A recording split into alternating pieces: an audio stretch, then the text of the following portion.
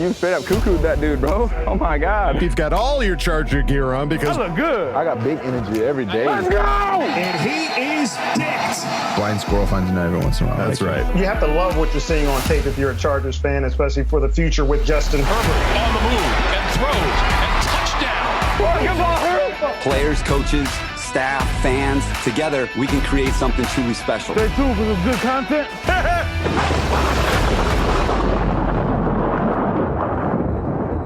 Well, hello, all you wonderful, beautiful people.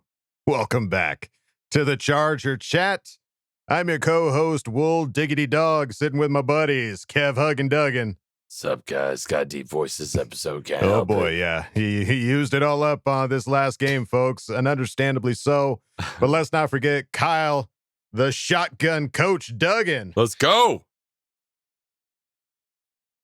Oh, what suspense. Do it. Nice. Beauty, Clark, yes. Oh, gross. I can smell that from here. Gross. That was a weird one. That was a very creepy burp. What about you, Will Dog? You got something to shoot? I don't have a was a deep beer one. to shotgun, but I've got a shot of some Kilo Kai rum. Do it.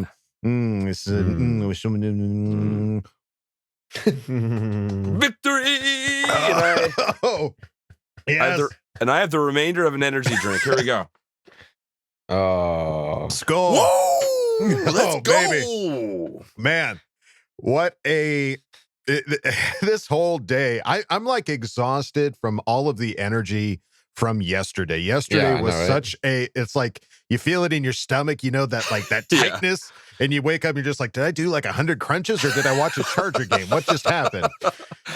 Folks, God, what a hell of a game. And there's so many things to talk about with this game. For those of you who have never witnessed a Charger Chat podcast, these tend to go pretty long. I imagine this one's probably going to be about 2.5 to 3 hours long. This is probably going to be a Lord of the Rings sized episode. I'm warning you now. The uncut Yeah, this version. is an uncut director's cut version. Might be a little bloated, but there's going to be some hobbits. There's going to be some hairy feet in this episode. I'll tell you that right now. But let's start off again, reaching out to our buddy Kev, Hug, and Duggan, who was lucky enough amongst the three of us to actually go and witness this monumental game in Kansas City at Arrowhead, surrounded by Red and Chiefs fans. Extremely jealous. It's like the Chargers got redemption and then winning again right away. Kevin as a fan got redemption too after us going to the game against the Cowboys and just heartbreaking. Dude, I was coming off this high. Like, I can't explain the high. Like, when you're in a stadium with 95% of the stadium is red, is the other team's fans. It's so red. There's this feeling when it's over and how loud it was the entire game and the quietness. It's like they quiet, right? What's Bolt Gods? Yeah. Bolt God. Yeah. It's like it there's this energy where it was just like this air sucked out of that stadium, and there were like a handful of us screaming. You could see like I saw a couple people like 50 yards away, like pointing at him, like we did it, connections, yeah, we picked the right team. It was unreal, man. I can't it was a crazy experience. Couple stories I want to share with you. Do it, please. One. Fortunate enough to go before the game and met up with our very own Mike Modlin. Oh, cool. Nice. Supercharger himself, Yeah, who does our Bolt history. Met up with him. We caught up a little bit, and then we started walking. And we're walking through, literally, it's all Chiefs fans, man. Of course. We didn't travel that well this game. So we're walking by these guys that are already like glazed to the world. They're not going to remember what happened in that game whatsoever. Right, yeah. And we're walking with my son and my wife, who's very pregnant at the time. Currently very pregnant. There you go. At the time, still extra pregnant. One day later, hours still later, pregnant. Yeah. Still pregnant. Still happening. But we're walking by this guy's like, we got a championship. What do you guys have? And without a beat, my wife says, our teeth and degrees. And kept walking. Like, we have our degrees and our teeth. And the guy was like, and then Mike Modlin's behind us like, I've never seen anyone just like fully collapse in on themselves with like with the shit talk. She just subtly said and kept walking. Josie's really good at that. Proud of her.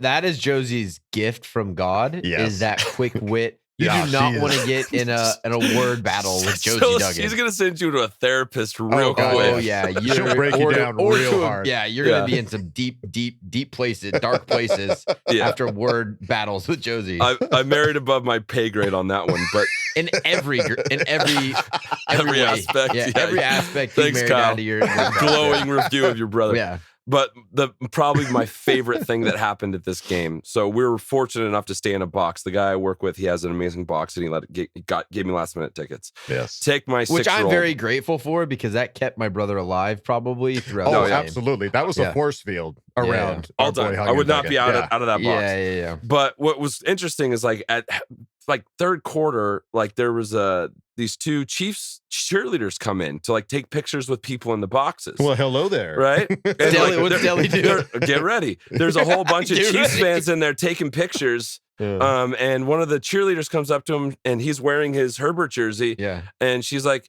"Would you like a picture?" He's like, "No, I'm good. I'm a Charger fan." Oh, To this like smoking 10. No, I'm good. No, I'm I'm a good. Charger fan. I'm good. And then turned and walked Keep away. walking. And then the lady that was like organizing it came up to Josie at the end and she's like, "He's adorable." I'm like, "Yeah, and he hates your team. You should leave our box now." Yeah. So I'm just proud of him. People, he was on my shoulder. He has a little bit of his mom in him. Like he will not take shit off of nobody. How was his Victory Monday at school today? Did he have Good. any stories? Fully decked No out, fights? jerseys, the whole deal. He did run into somebody at the playground. I don't know if that was intentional or accidental, but there was no blood, so everything's fine. Into Jersey's not ruined. the hard shoulder. Yeah.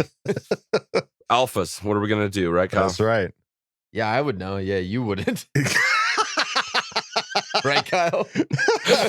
I'm trying to. Last time I try and be nice to you, dick. That's going to be one of those kind of episodes, folks. And I apologize again for my voice. Like it's going to get worse Don't and worse as we apologize go. for But nothing. this, No, You that's a earned badge it. of honor, my friend. this is what it is. I don't think it'll get better this entire season. That was So from No. supporting the This is what it Chargers sounds all like, day. Yeah, it's well done. All right, folks. This game, there's just so much to talk about. It's hard to just like pinpoint or go through it all. Again, this episode is going to be a monster. So I would highly recommend I'm if so you have. excited for it. I know. I would highly recommend going to like YouTube and watching like the highlight video because that's like at least 16 minutes of clips just from this hour-long game, and it's just such a chef's kiss. So some of the things that happened while we were watching this game, and I remember seeing this, it was like, I think this was before the half.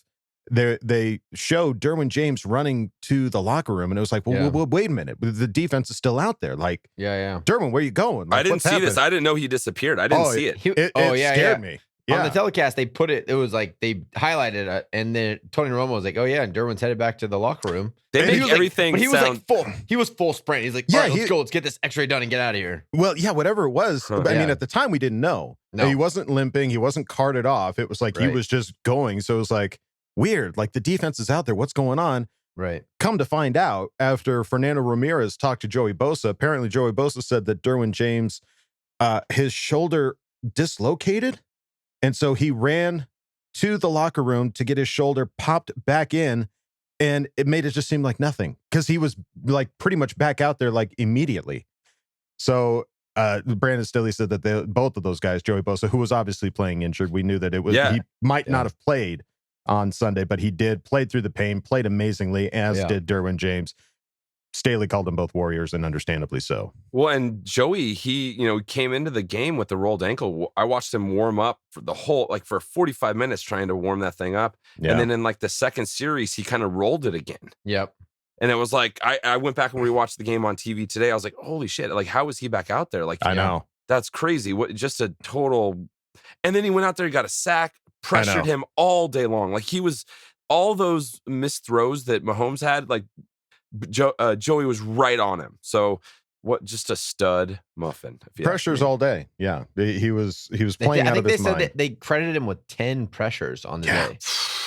Which is, he doesn't need a full operational ankle. He's fine. I think that ties his career high. Yeah, I think that's right.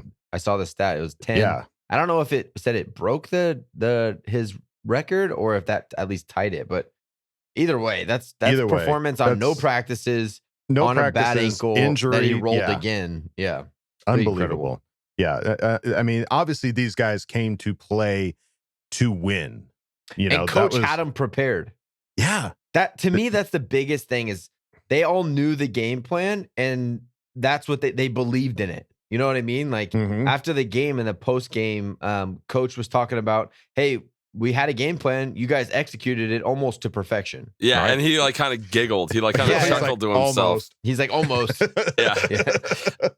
Well, and that was the one thing. I mean, again, if you haven't watched any of these like post game, like game ball speeches that Staley's given, go check it out because they are just so inspiring. It's on all their socials, right? Instagram all the socials. has a lot you can of absolutely it. check them out.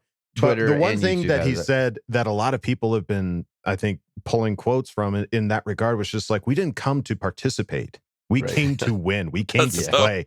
What a statement. What a statement. Dude. Because, I mean, all of these plays, and everybody's been talking about it, going on these fourth down plays. They did it once in the first half and again in the second, which started as a 4th and 4, moved to a 4th and 9, and they're still going for it. Just like, I mean, you're watching this going like, is this really happening? Like is this real life? Well, we've not seen this. In perfect like contrast, the Raiders game, I watched it because that was the 1:00 window. Right. Yeah. Or for me in East Coast, it was the second window.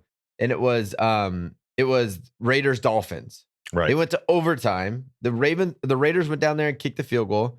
The Dolphins got the ball and they decided to try to tie. Like it was 4th and 2, and they kicked the field goal to try to tie it, knowing they would never get the ball back. Just like kind of similar to our situation. Right, yeah. But they kicked the field goal and ended up losing. It's like, we're not here to participate. I'm not here for a tie. I'm not here to hopefully win. We're going to do everything we can to control what we can control to win the game. And that's what he did. Right. And I love that. Like, and we saw glimpses of that in Coach Lynn, right? In Arrowhead, there were specifically. moments. Yeah, there were moments. It just didn't seem consistent. That's when we were effective, when he was ballsy and took those chances. Yeah. That was, and that was I want to lose doing that. I want to lose taking that chance. Right. Lose with some balls, with some huevos rancheros. Yeah. That was the other thing that Staley, again, in a I think this was the post-game presser, he was very clear that he was like, I wanted us to play aggressive, not what's that word? Reckless. Not reckless, thank you. Good word. Yeah, he was like, I don't want to play reckless, but I want to play aggressive. Yeah. Which is like, again, what a beautiful way to phrase that. Like, I'm not just going to go out there willy-nilly. Like, we've got a game plan that is going to be a little risky. Inside of that game plan, we're going to take chances. Exactly. I love it. So, still aggressive game plans. Aggressive, not reckless. That's right. Like, I want to be aggressive every game like that. Yes. Like, but there was reckless. There was good balance. I feel like our defense was pretty conservative for the most part. Yeah. You know, we gave up it a lot of rushing yards. Staley or that Gus Bradley defense of that prevent defense of like, it which was fine. It obviously worked. Yeah. So a quick question: this, everyone's talking. The glaring thing on our defense is the run game, right? Right. But we're holding these guys to. We held them to 24 points. When was the last time they were held to 24 points? Mm-hmm. The opportunities, I think you were talking about it a couple weeks ago, Kyle, where it was if they're running the ball, the opportunities for fumbles are considerably higher, and it's just I'm having to reframe my mind when I'm watching this game because our defense is playing strong. Mm-hmm. Yeah, and everyone wants perfection. Every fan that's watching the game, we want no first downs, no points, 3 and out, nothing. 3 and out, 3 and out. Completely unrealistic. Yeah. I want that too. I don't want to give up 100, 200 yards rushing every game. Pick your battles. Like, do you want to go back to the way it was, giving up I don't 300 want to. Don't make passing me. yards? Don't make me, Kyle. You know, like you used to give up 300 plus passing yards every single game. Yeah. Right. Now Patrick Mahomes can't even get to 300. I love it so it's like much. We have to just reframe where we're looking at this. Even my boy Popper needs to reframe the way that he's, man, some of those comments, those tweets that he was throwing out mid-game were not very shamelessly positive. I don't think not everyone is like us, unfortunately, Kyle. Yeah. But it is like we got to reshape.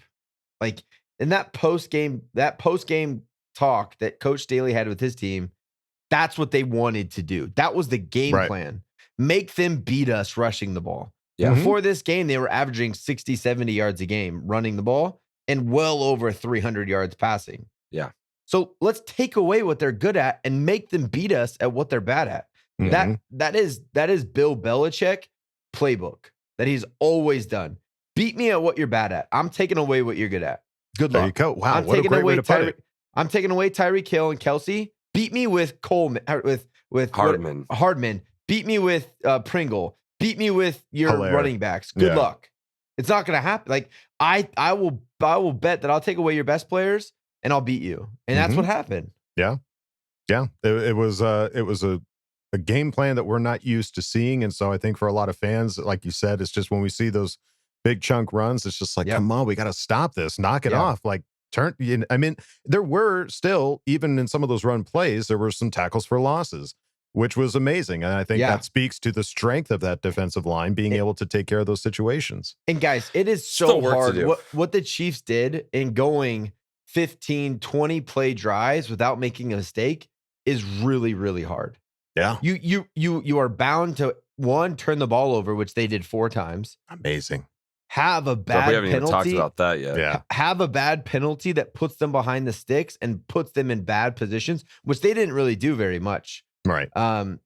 Or just one bad play and 3, you can't consistently get first downs. They were, with what we did to them and taking away big plays, they were really effective in just driving the ball. But that's really hard to do without turning the ball over or creating penalties that puts you behind the game plan. So I was hard to watch the running. I agree. But we got a W. We got a W, baby. It was a fat one. And it was a big, fat, juicy one. And speaking of W's, in that end presser, they talked to Derwin James, and he mentioned Justin Herbert, referring to him as 10. Said, I love 10. I love 10 back there. I love him at all times. We're trying to get the ball to him as much as we can.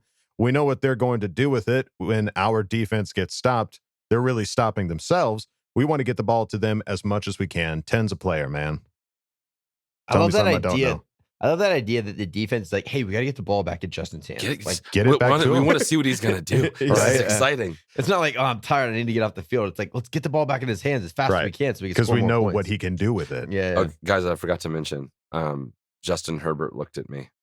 Did he really? What'd you do? What'd you say? At the very end, we were walking because we waited in the box until everyone was gone. Oh, right. As we were walking back to our car, all the players were walking out from the tunnel to the buses. Oh, right, yeah. And Herbert, I just went over there to like I was like, there's Chief fans standing there, and I was like, he walks out. I'm like, Herbert. And he just like turned around and looked at me. I was like, what do I say?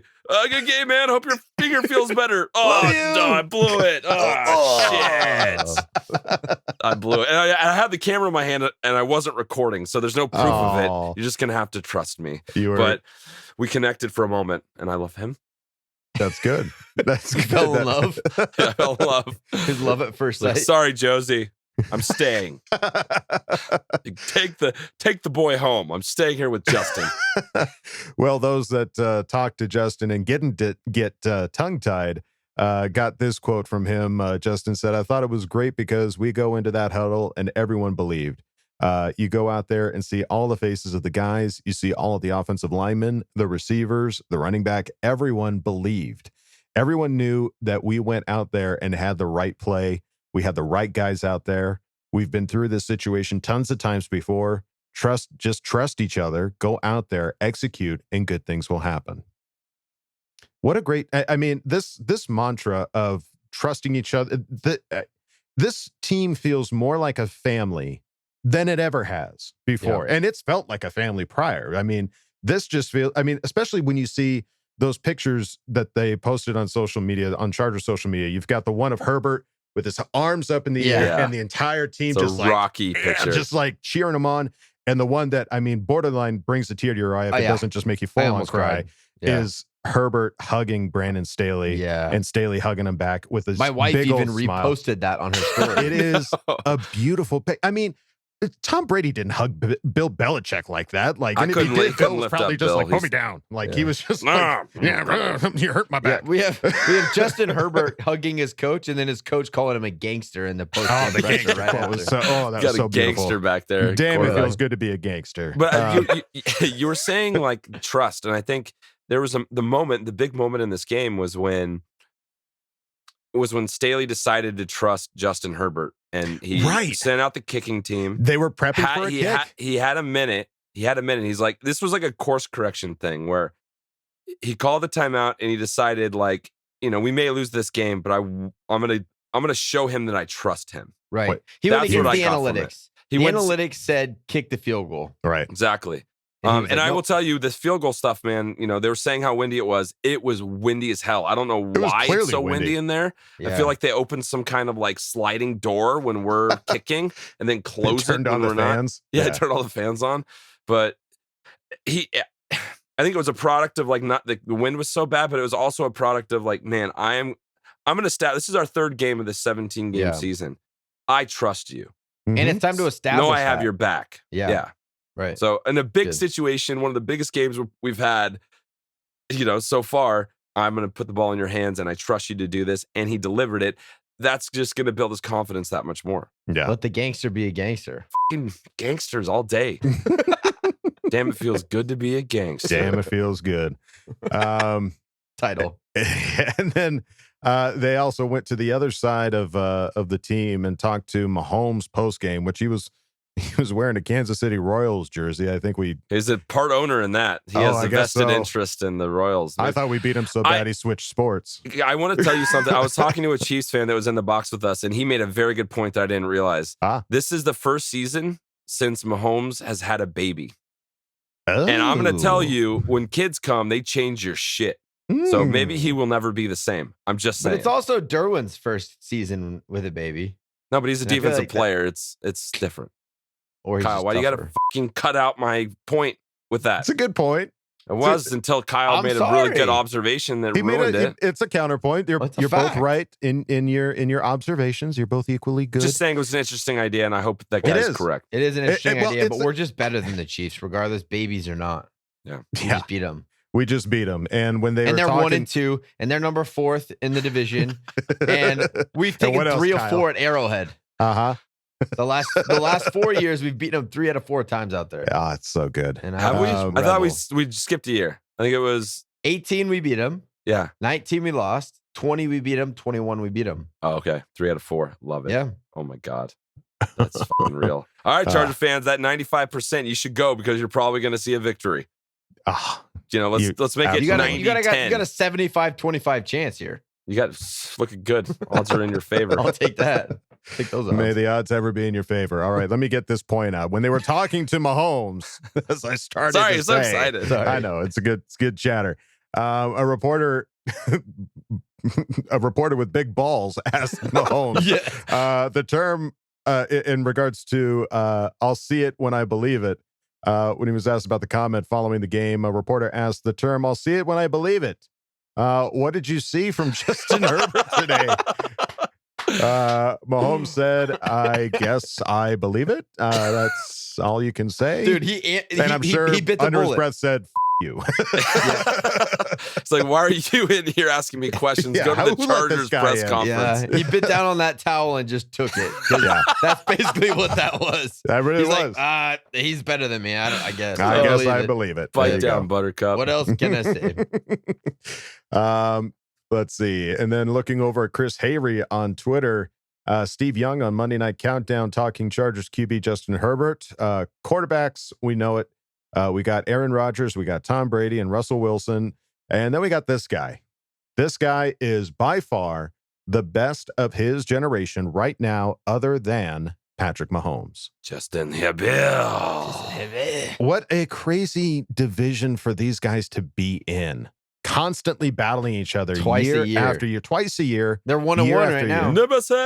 Nemesis! Yeah. Yeah, just it's crazy that these guys have to play each other twice a year, every year. Like, this is just not a gimme division.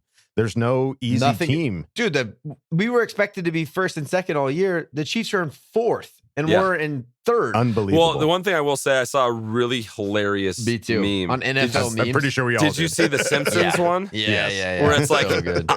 yeah. Sorry. The so Broncos it's like are 3-0 against teams that are 0-9 0-9 combined. Yeah. Like, Right. So I'm not too worried about that. But right. and we get to find out that other team Monday night. Monday Guess Night who'll be Football, there? baby.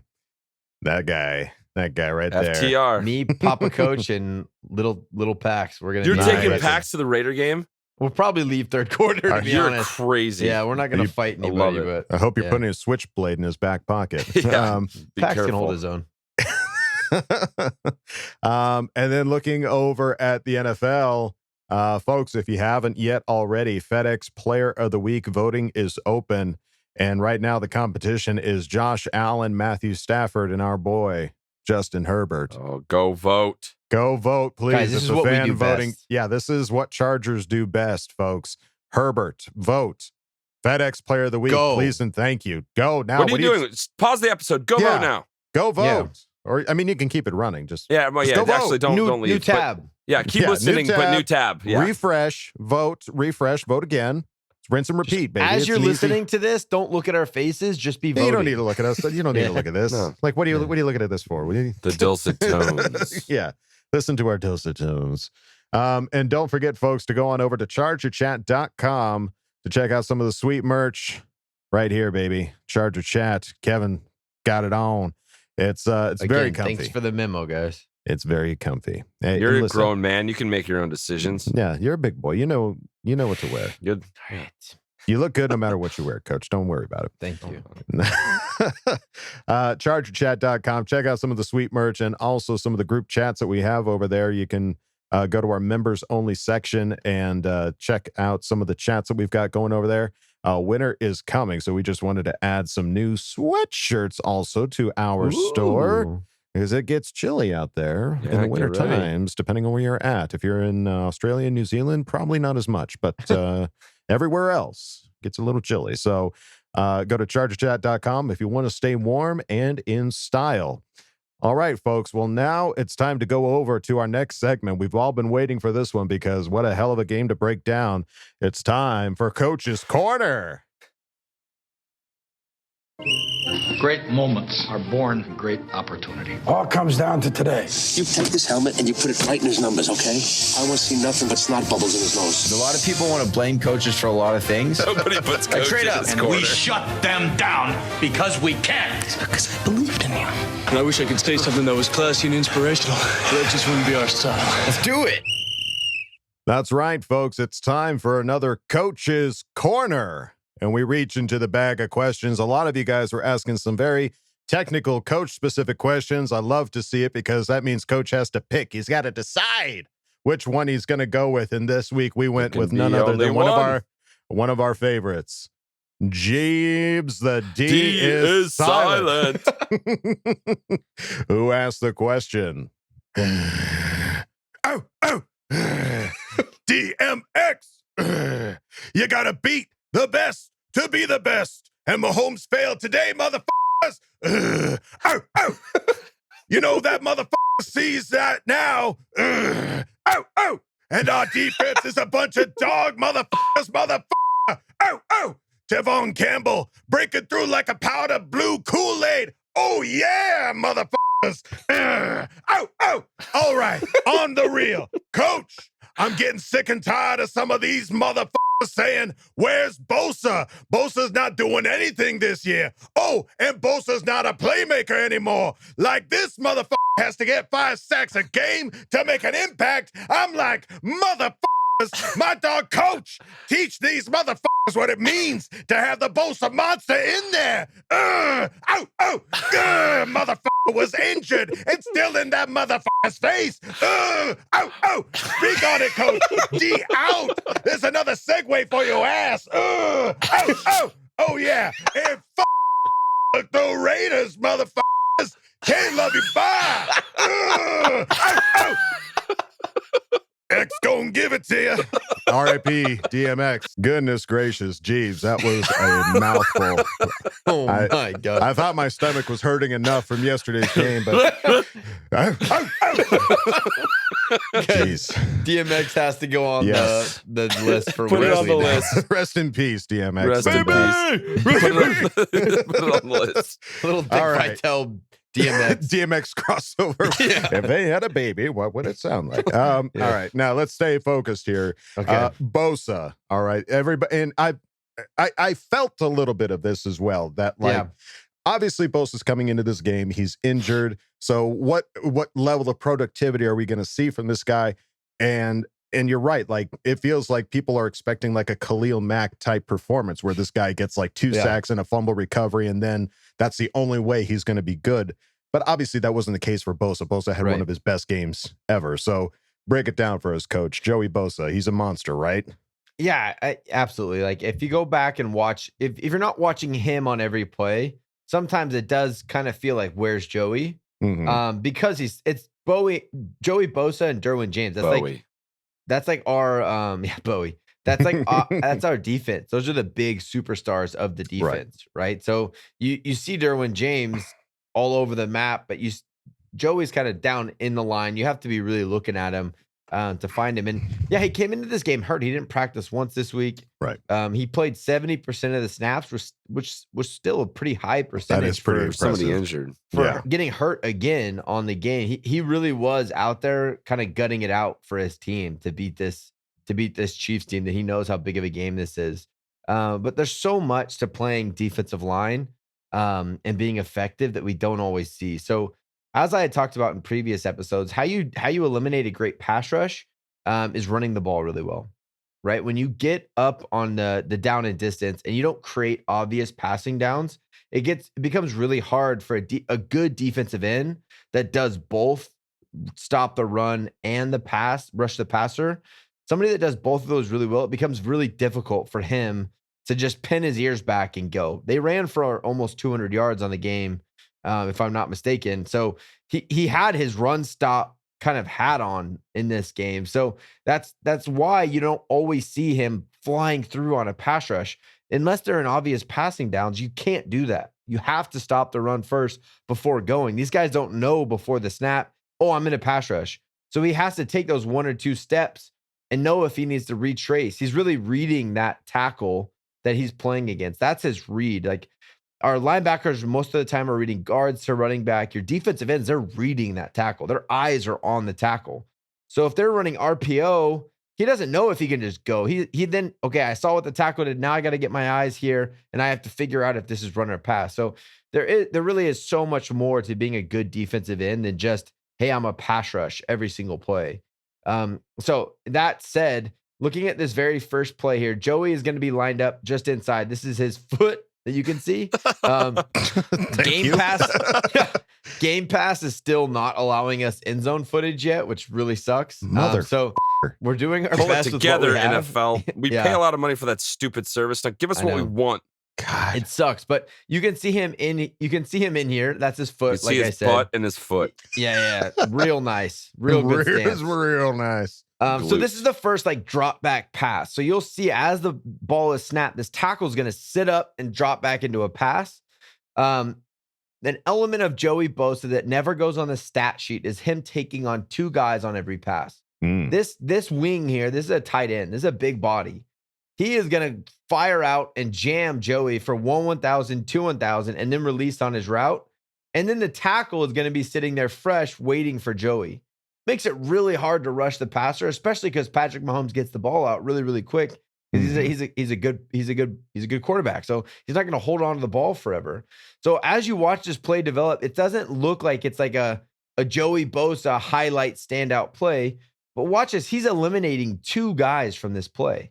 If you eliminate 2 guys from a play, that should give us the numbers, right? So even a little something like that goes very much unnoticed, it is effective in what it needs to be. Joey is taking on 2 blocks so that your other side, they can't do that. Uchenna, Kyler, whoever's over there is now a one-on-one, and they need to start winning those battles more effectively. So then you see, oh, wow, our pass rush is really good because Joey on the other side is taking up 2 blocks at all times. Again, not on the stat sheet. When you go to ESPN and look at the box score, that's not going to be on there, but that's an impact that he has on almost every single play. All right. So this next play, again, it's going to be something that's not really easily detectable just by watching the play. But Joey's right here. There's that foot again. No, I love that foot. Beautiful. Yeah. There It's my it is. favorite foot. So an interesting thing too is Joey's in his 2-point stance a lot this year, which is kind of fun to see. 2-point stance meaning his hand. You two giggly boys. I can't look at Kev. The feet guy.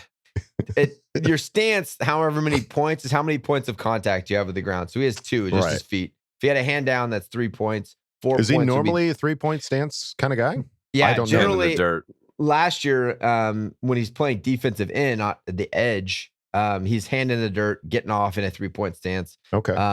So it's kind of fun to see him doing a little bit something different. And I'm sure coach gives him a little bit of freedom. He must really like this to be able to see maybe a little bit more into the backfield to get a quick read on stuff. But this one, he's going to be unblocked. So these guys are all going to be blocking this way. And that's another way to negate a big time pass rusher, get after the quarterback type of guy, is if you're unblocked as a defensive end, when you're unblocked, that means one of 2 things. One, they're running a screen, which is you have to stop and halt. You can't just fly up after the quarterback, or you're the read guy. So they're trying to pick on you. Oh, I'm sorry. There's 3 options. Check. 1, it's a screen. 2, you're the read. 3, you're about to get trapped and get blown up by a guard that's pulling. Oh no. In all 3 situations, you need to stop. You can't just fly upfield and go after the quarterback. So in this play, you're going to see Joey. These guys are all blocking this way. He's going to stop, eyes get inside and locate the ball because Patrick Mahomes goes to hand off. Joey doesn't know if he's faking a handoff and he's going to roll out because a lot of teams run a naked boot, meaning they're going to try to catch that DN jumping down on the handoff. And then as soon as this handoff comes, this guy fakes the handoff and the quarterback rolls out and they're hoping he jumps down inside on the handoff. So he's going to see, all right, I stop my feet, get eyes inside, make sure the quarterback's not keeping it, and then he'll jump in and make the tackle. Now, it's a gain of 4, but knowing that all of those things are going on at the same time, you're like, wow, that was a pretty impressive play that he saw. I'm unblocked. I'm going to step down. All right, I'm going to see if Mahomes still has the ball. Nope. Now I'm going to come back in and make the tackle. Wow. All of those things going on at once. Now, it's a gain of 4. Yeah, that sucks, but Joey just took out 3 plays at once, right? So, and pretty impressive Pro Bowl caliber, pay him big bucks type of defensive end play. Can diagnose it really quick on the fly. Right. And deliver a hit to possibly force a fumble. Right. All right. So this next play, this is going to be the play that we remember and you actually see on the stat sheet for Joey. This was his sack. He lined up, obviously a big time position and big play, 3rd and 7. We're up 14-0, 6 minutes in the second quarter. Coming close to halftime. Joey, they bump him down into the 3 technique. 3 technique meaning outside shade of the guard. He's been playing that edge rusher. It's not what he's doing now. Now they have Uchenna. You can see Uchenna right here. He's the edge rusher, and they have Joey down here in the 3 technique. So he's down playing on the guard, which big change of pace for that guard, whoever he was used to going up to all game. Now you got Joey in there who's just as strong as anyone that would have been playing 3 tech, but way, way quicker, able to make moves. So you're going to see him get off the ball. Obviously, there's a big change of pace for this offense, but this is why he gets paid the big bucks. You'll see, and I'll run the playthrough, and then obviously CBS shows the replay because it's such a pretty play. But you'll see he does this awesome little step, his quick step inside, and then this rip double swipe move coming back to the outside. And he's just on Pat before he can even think to do anything with the ball. So watching it here from the sideline view, you see Joey double swipe, boom. Nice, yeah. Right into the pocket. And the defense, what we did, part of our game plan, which is frustrating as a fan, we kept Pat in the pocket. Our defensive ends, our edge rushers, we're not just flying upfield and allowing him to step up. Here it is from the inside, boom, double swipe, swim move, coming, make the tackle. Squeeze. Because he had no escape to the outside. Our edge rushers really did a good job of just kind of maintaining. You see even Covington right there. He started up one side, saw Patrick to move, run around to the other side. Our defense did a really, really good job of cutting out escape lanes and keeping him in the pocket, forcing him to be a prototypical stereotype quarterback. which is he used his legs on us many a game. So him not scrambling that much was very nice. Mm-hmm. Right. Yeah. It helped us be extremely effective. All right. So this is obviously one of the biggest plays of the game. 2 minutes left. We kicked the field goal to tie it, and every Charger fan's butt puckered up a little bit. With like, man, we're giving Mahomes the ball back with 2 minutes, and we didn't go for it. Right. And I'm Pucker like, effect. golly, like full Phillip Rivers. You channeled your Phil. Yeah. And you're just like, man, I do not want to give this guy the ball back. I was so anxious this whole drive. This is 3rd and 8, so needed a big play. Only 2 minutes left. So obviously we're looking at Joey. Joey, again, all you can see is the foot and the butt. Here it is.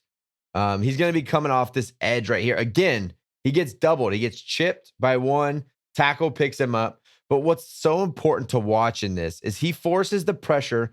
Patrick Mahomes knows where Joey Bosa is before he snaps the ball. As he sees that white hat start to flash, he scrambles. Joey then pursues and keeps contained, forcing Patrick Mahomes to step back against where he's throwing and forces the errant throw for a touchdown. So you'll see Patrick's going to take his little steps, Joey's going to come off the edge, force him to get out here. That's where Mahomes makes his money, man. When he's on the run, throwing this way, or he gets to start working towards the line of scrimmage, that's where he can create some real havoc. He starts to come here. Joey's on his pass rush, makes him step back this way as he throws the ball downfield. And that's when we are able to get downfield and make the pick. So I'll run it for you. They obviously show the replay quite a bit. So I'll let it run. But watch as Joey, he's going to get this pressure. He gets doubled. Just forces the pressure to make him outside of the pocket. Forces him to step back in. Now he's throwing that air ball that Alohi's able to pick off. Again, not on the stat sheet. Probably is one of those 10 pressures that are in the scorebook, but not something that we as fans necessarily see. We see the Alohi pick. We're all hyped up. You don't remember that. You don't see that 97 forcing the pressure him out of the pocket and then cutting him off so that this play right here can happen. So Joey, so good. Regardless if he has a sack on the day, no matter what he does, he's impacting every single offense that we play in their preparation and what they have to look at pre-snap. He's having a big impact. Bosa hungry. Bosa hungry. Bosa wants Saki. Yeah, man. What an amazing thing to see how aggressive Joey's been. Not reckless, but aggressive. Awesome. Thank you, Coach, for breaking it down. And thank you, Jeeps, for asking the question. All right, folks. Well, now it's time to go on to our next segment. It's Fan Focus, and we've got a new face on here today. Let's see who it is. All right, guys, we are back with another Fan Focus, and we are super lucky to have the one and only Quest 360. What is going on, Quest? What's going on, man? Thanks for having me, man. It's cool to finally be able to chop it up with you on the show, man, because I know we've been corresponding via social media, man, but now it's cool to finally see face to face and kind of chop it up a little bit. It's awesome to meet you, man. And if you don't know, Quest 360 did our design, our logo, the amazing logo you see all the time. He did it. So very, very talented dude. So wanted to get you on. Want to talk a little Charger football. So let's kick this off the way we usually do it. How did you become a Charger fan? Yeah, man. I actually used to live in San Diego, National City, Chula Vista area. I actually played Pop Warner football in San Diego, and I moved. I want to say when I was 12. So we moved from there to Florida, and I continued playing football. But I watched a lot of football, college football, and NFL. So it was kind of a no-brainer for me. And, I kind of felt nostalgic after a while, playing football and just missing San Diego. So for me, it was a no-brainer. San Diego Chargers was just my team. Awesome. Where Pop Warner? Where were you at when you played Pop Warner? Because my brother and I played a lot of Pop Warner. It was I don't even know if the establishment is still there. It was South Bay Eagles.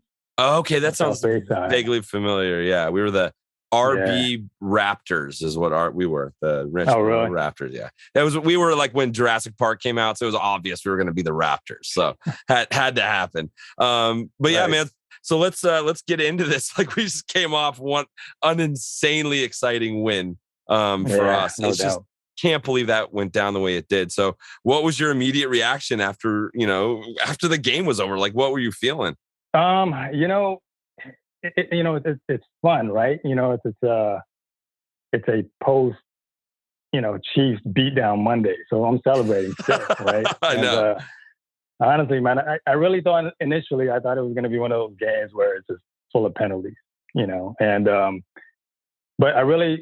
one of the games that stood out to me, or not game, but one of the plays that stood out to me is when Patrick Mahomes did the no-look pass. So to me, that was kind of like, you're disrespecting our defense, man. Cocky. So I'm glad you got picked up. Right, exactly. Like you're getting too cute out there, right? So I'm just glad that we beat them at their field. So I'm glad, man. So I think that was a good win for Herbie. So the Herb. So what did you think of like that last series where coach was like, let's go for it on 4th down at 4 yards to go. Oh no, 9 yards to go. We're going for it again. Like, where were you? Because I was like, my mind was blown. I was like, what is happening? Right. I mean, it's no disrespect to Anthony Lynn, right? But this coaching staff is fearless, right? I mean, they're very, very aggressive. Whereas before, you don't really have that same confidence in the Chargers, right? But it's almost like this year, it's like, hey, just go for it, And they weren't really afraid of the Chiefs' defense. So to me, it was like, just go for it, just do it. So it was amazing. In fact, I thought that the game or the score, it should have been a lot higher, right? With Guyton missing that catch and that illegal shift call on us, man. But I think that game, the score would have been a lot higher if that was the case. So. Yeah, thank God we got that W and like we're back on this track.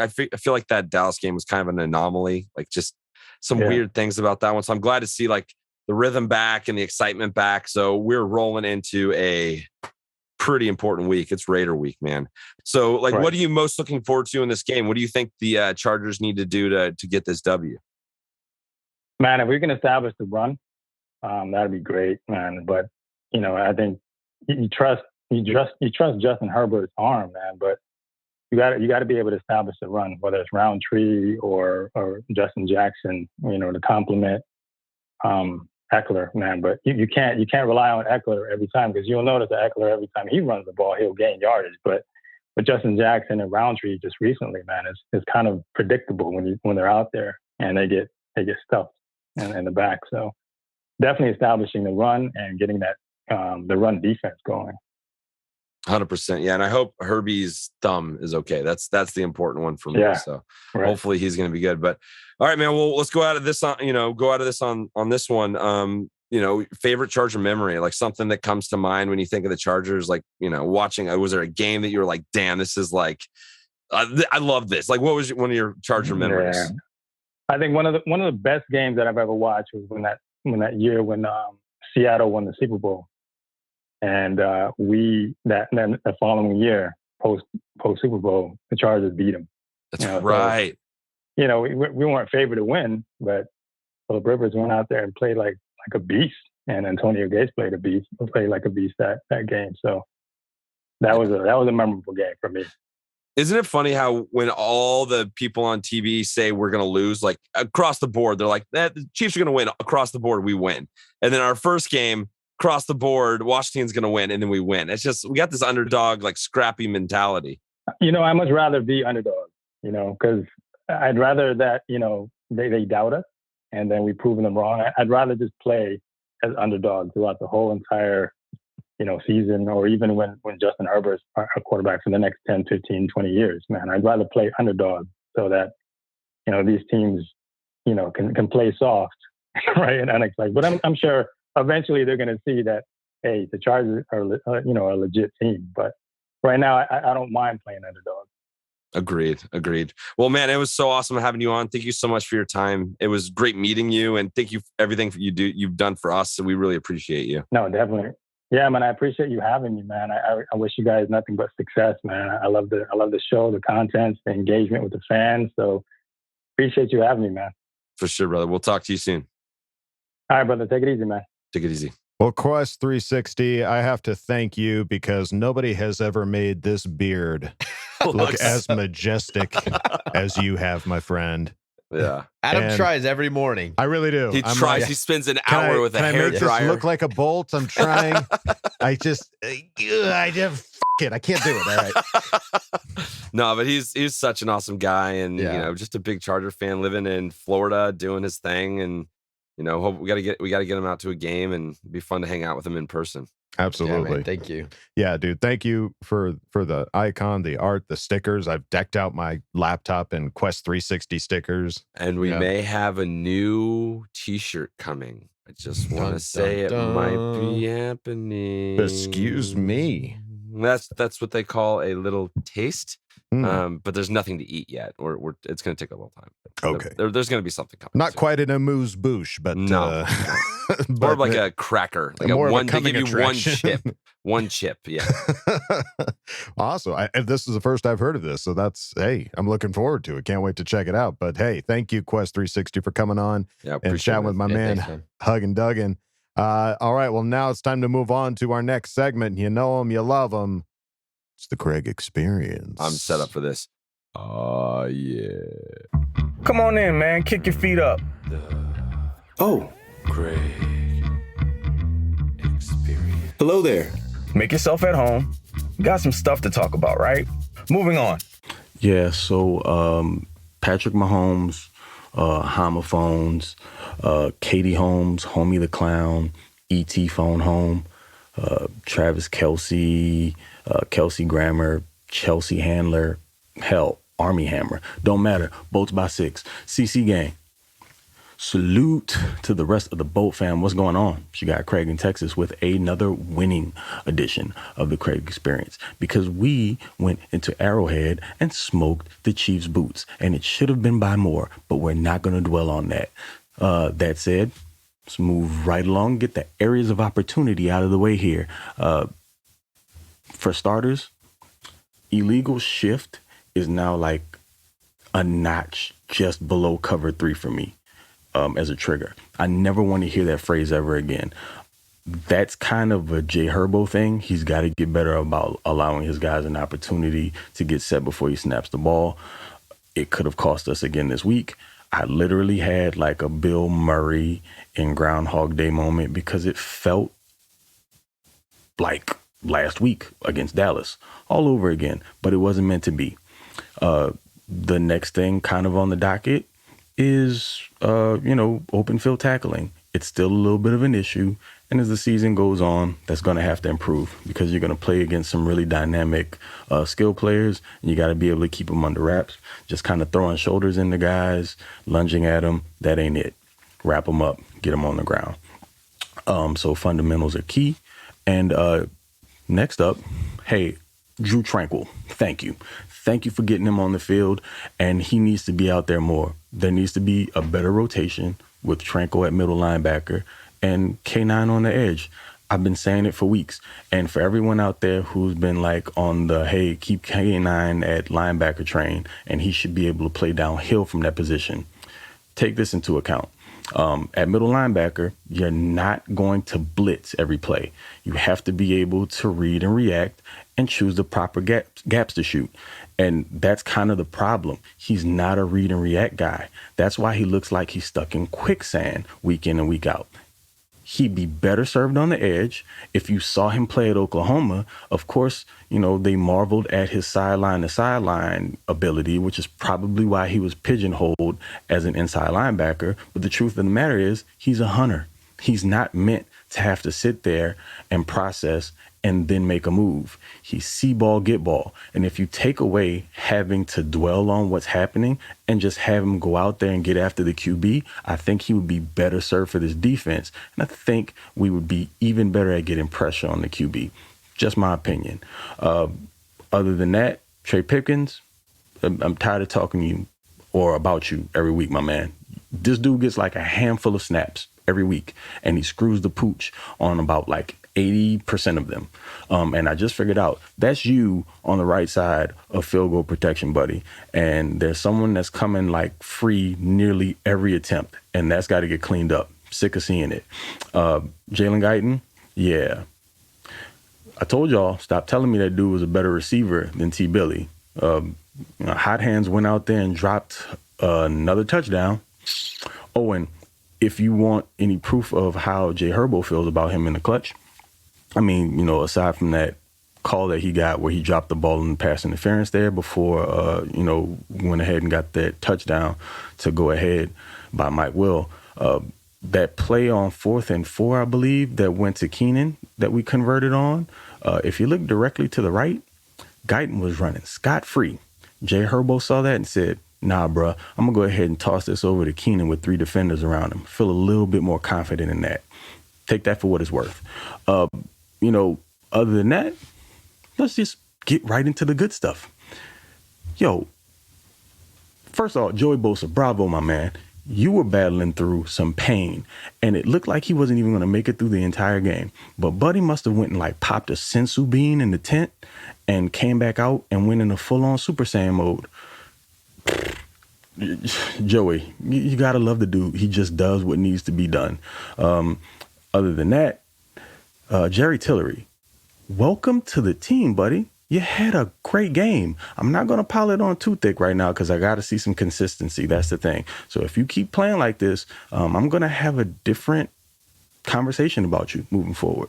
But, we'll see how that goes. Outside of that, Jay Herbo, outplayed everyone's Superman, Patrick Mahomes. And hey, Kermie, let me ask you a question. Do you believe now? And, good on you for chewing that crow up there in your presser when asked about it. But hey, next time around, hit your boy up. I'm from New Orleans.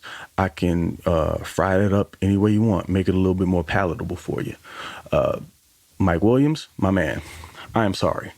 I gave him some flack because I didn't understand why the number 7 pick overall wasn't producing up to snuff for years upon years upon years. But it looks like it was the previous regime's fault because now this team knows exactly how to use him. They allow him to be a big body, to operate in the short and intermediate, to box guys out. He plays X receiver, so he gets a ton of one-on-ones, and he's able to utilize his size and catch radius to just beat defenders. And when Herbert sees him in a one-on-one situation, it's almost automatic. Doesn't matter. He's going to him. 9 times out of 10, he's going to come down with the ball. And I don't know that the Chargers are going to pay him, but he's going to get the bag somewhere. And if they do pay him, I'm not going to be as bothered by it because in this system, he makes perfect sense. And by the end of the year, dude could be a top 5 wide receiver. We shall see. ASJ, they're probably not even going to nominate you for Pepsi Rookie of the Week this week, but don't care. You got the award in my book. 2 games, 2 picks, stunting like his daddy. Dude's just always around the ball. Loving every second of it. And, outside of that, I mean, hey, I'm sorry. I am so freaking sorry. The Stones on Brandon Staley. I mean, look, we were introduced to him a little bit over the past couple weeks, but now we have been formally introduced to Brass Set Brandon. Dude just dropped his BALLS's all game long in the clutch and decided, hey, it's like he said, we're not here to participate. We're here to win games. And those are the decisions that you have to make in clutch situations on the road against teams like that if you really want to win ball games. Can't say enough about it. Thank God. This is a complete godsend. This is what we needed. And this is the guy who's going to take us to the promised land. It's going to happen. Strap in, guys. Enjoy the ride. It's coming. So outside of that, let's just get right into these awards so you can carry on with the rest of your day, week, whatever, in bliss and, enjoy it. Revel in it. The Certified Gangster Award this week. Hey, Nasir Adderley. It's going to you, my man. Did y'all see how he smoked Clyde Edwards-Helaire in the hole? I'm shocked that the kid held on to the ball. Hell, I'm surprised his head stayed attached. That was some nasty, nasty tackling Nas was doing all game long. And you pair that up with Derwin, and we might actually start seeing that tandem we thought was going to be when they drafted him. Looking forward to it. And the What We Ain't Gonna Do award, I could just plaster Trey Pipkins' name on a trophy and hand that to him weekly. It seems like he's going to be the recipient of it game after game after game. But whatever. Like I said before, not important. Big dubs. Dubs everywhere. Dubs in Arrowhead. And next week, in a game that might be even more satisfying to win, against the Raiders, whose fans believe that they're good because they've been beaten up on cupcakes and teams with a lot of injuries. Can't wait. That said, catch you guys next week. In the meantime, you know what it is. Bo gang or do not bang. Okay, love you. Bye. Craig experience. I love it when you're positive and you tell us what's going on. You're the man. I love Staley's balls. BALLS. Hey. S's. Hey. Yeah, and I will say, I just looked as we were listening to that. Asante is nominated for the Pepsi Zero Sugar. Dude, if we could get him 2 freaking belts, let's go. Back to back. And I Let's was go. voting the whole time that we listened, and I think I made a dent. So get on there. I made a dent. Let's go. Yeah, man. There's so many good things to talk about. Obviously, that was a hefty Craig experience because, man, there was just so many things, so many new faces, so many new names to really give some good praise to. Like Jerry Tillery, like Nasir Adderley, like Alohi Gilman. Like, these are names that, like, we've had on this team, just waiting to see some flashes. And boy, what a game for all those guys to come out and make a pretty big impact. Yeah, and I think the idea, one of his main points that I took away was the Drew Tranquil. He was effective, man. Like, when he was on the field, and even more than that, he's a leader. You know, he's a captain of the team. Mm-hmm. So you want him on the field as much as you possibly can. And I agree that Kenneth Murray down on the edge, we saw what Micah Parsons was able to do against us. And then again, tonight, as we're recording this, what he did against the Eagles, that guy there's a natural ability to find the ball and make plays. Kenneth has that same natural ability. I would love to see some packages where they just experiment with putting him out there and getting Kenneth Murray after the quarterback a little bit and let Drew play. Like, it's a good problem to have. We have too many good linebackers. Drew also had a great game. Like, he was all over the field. That one screen that he just blew up, lit the guy up. He was in on that Joey Bosa sack. He was up in the guy's face. Like, he stood out this game. So it's it's almost an embarrassment of riches to a certain degree. Mike Williams, man, there's a lot of apologies that need to start going out about that guy. We said here, I will just say that I said, let's wait.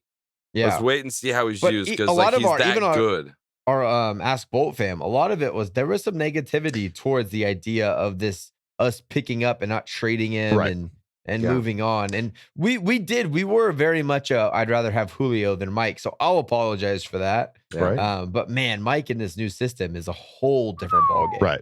He had a big price tag. So all of us were trying to be, we're in that. I think we've been around Telesco too long. We started going into that coupon mode, going like, okay, well, if I've got $60 million, I could probably get some other talent out there. And I'd rather more quantity over quality. But man, Mike Williams is right now on pace for like 1,700 yards and like 18 touchdowns. He's gonna make some money. Right. Yeah. He's tied for the most touchdowns right now, and I believe second in yards in the entire league. And everyone was like, "Let's get rid of him." Yeah, let's dump his ass. Dumb. We're also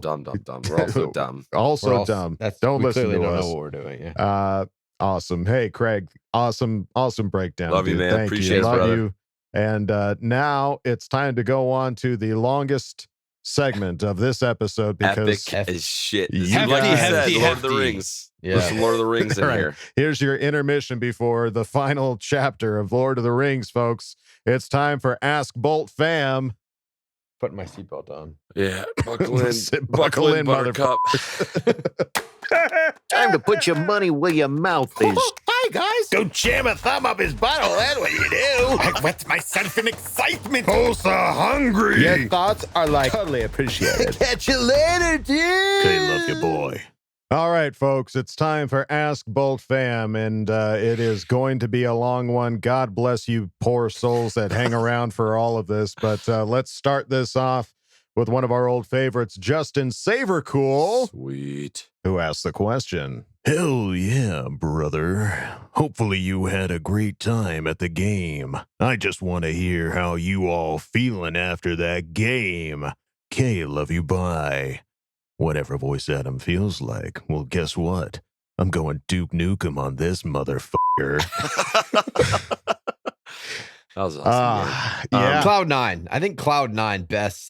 Doesn't get much depicts. better, man. Beating the Chiefs, especially for me, beating the Chiefs being in Missouri, like it's unlike anything. Like I'd imagine it's close to like winning something. I don't know, the division or something. Like, well, it is like the Chiefs own the division for the last however many years. Yeah, like so, and we've started so poorly in the AFC West recently. We haven't started 1-0 in like 10 years. So it's something like crazy to be 1-0 and having taken out the Chiefs right off the bat, put them into fourth place, man. And the way that we did it with such ballsy calls and just great defense. Yeah. Yeah, we mushroom stamped those fools. Normally at the end of these games, you're exhausted because of just the stress, but this is like that good kind of exhausted. You're just like, I am worn out, and I love it. It feels like, man, we can't duplicate that. There's no way we're going to be able to do that again. We're like, no, we could do that. Like that game, again. it was a game plan that we put do it in. Again, dude. Do it again, dude. Bacardi and Coke, do it. And like I was texting Kyle last night, like my adrenaline was going until like 1 o'clock in the morning. Kevin was trying to book flights to come out to more games. Like I'm not supposed to go any more games till November, but I'm like, I gotta find a way to do this. Yeah, like Monday night, Raiders, I'm coming. I'm gonna hitchhike. Let's do this. Like I want to see this team in person as much as possible. It's gonna be special. Well, it's understandable. So there you go, Justin Savercool. Thank you for asking the question. We move on now to Rat Human, who asked the question. Oh, hey guys, just want to say, love the podcast. Please keep the great content coming. Bolt up. Oh. Well, thank you, Rat. Bolt up, Mickey. Yeah, bolt up, Mickey Rat Human. might be a rat. We thank you, man. We appreciate that. Yeah, we thanks, really dude. do. It means a lot. 100% appreciate it. Thank you, Rat Human. We move on now to another old name of ours, Mike Nava, who asked the question. How was Arrowhead? How did the home team treat you? I would have lost it. It was. How did they treat you?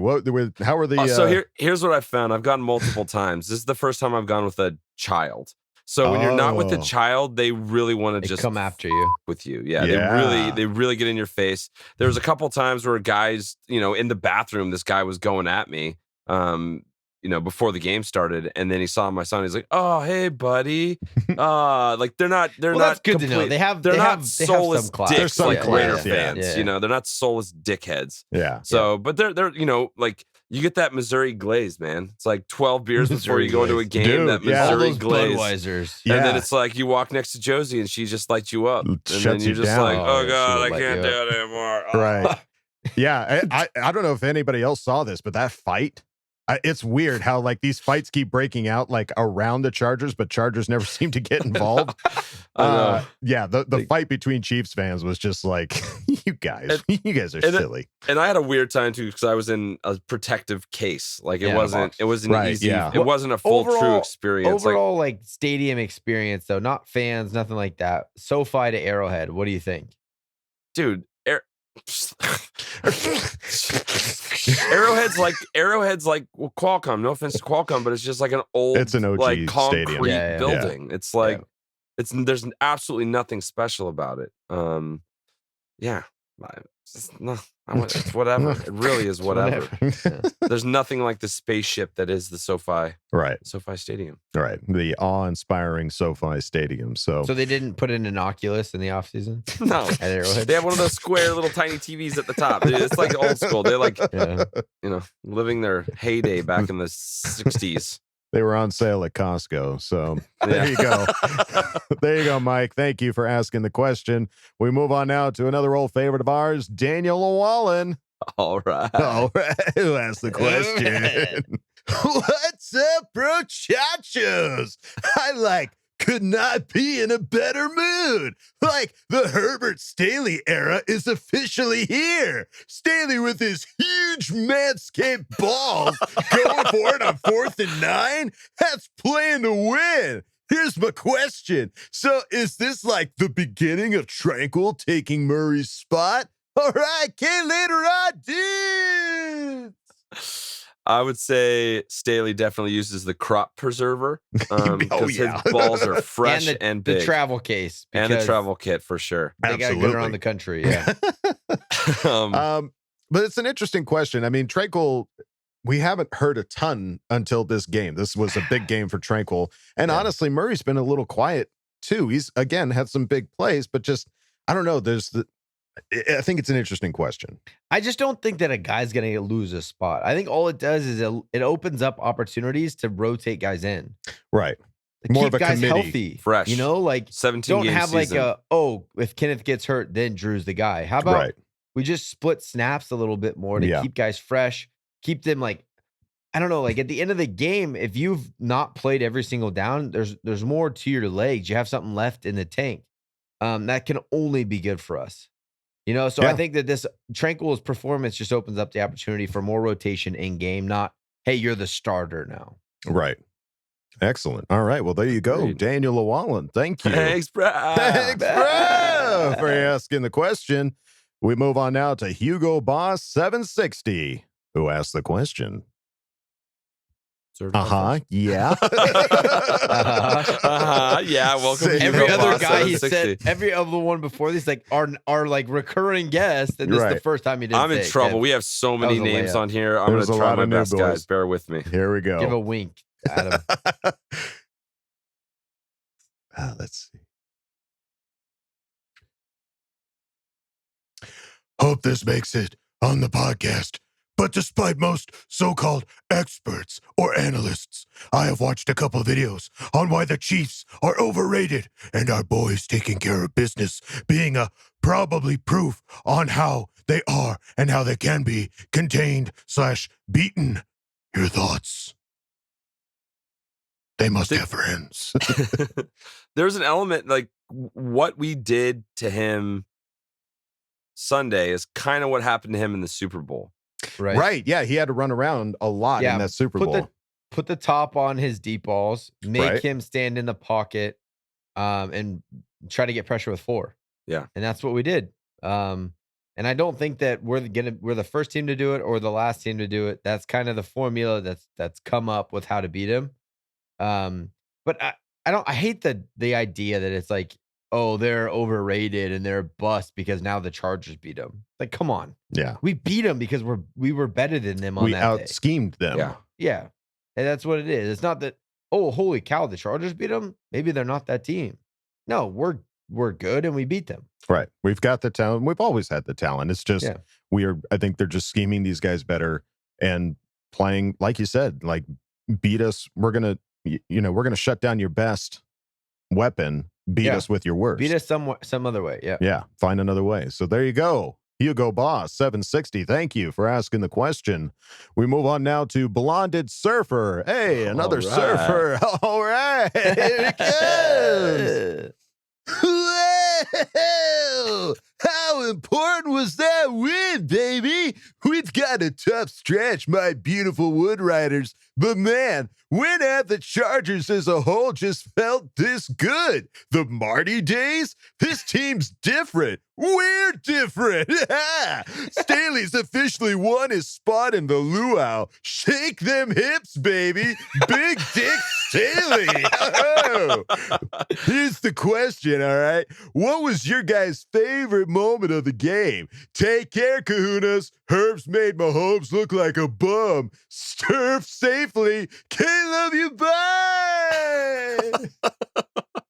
Oh, Big Dick Staley. He's got some big dick energy. He's coming to the luau. Big Dick and BDE. All right. Favorite moment of the game?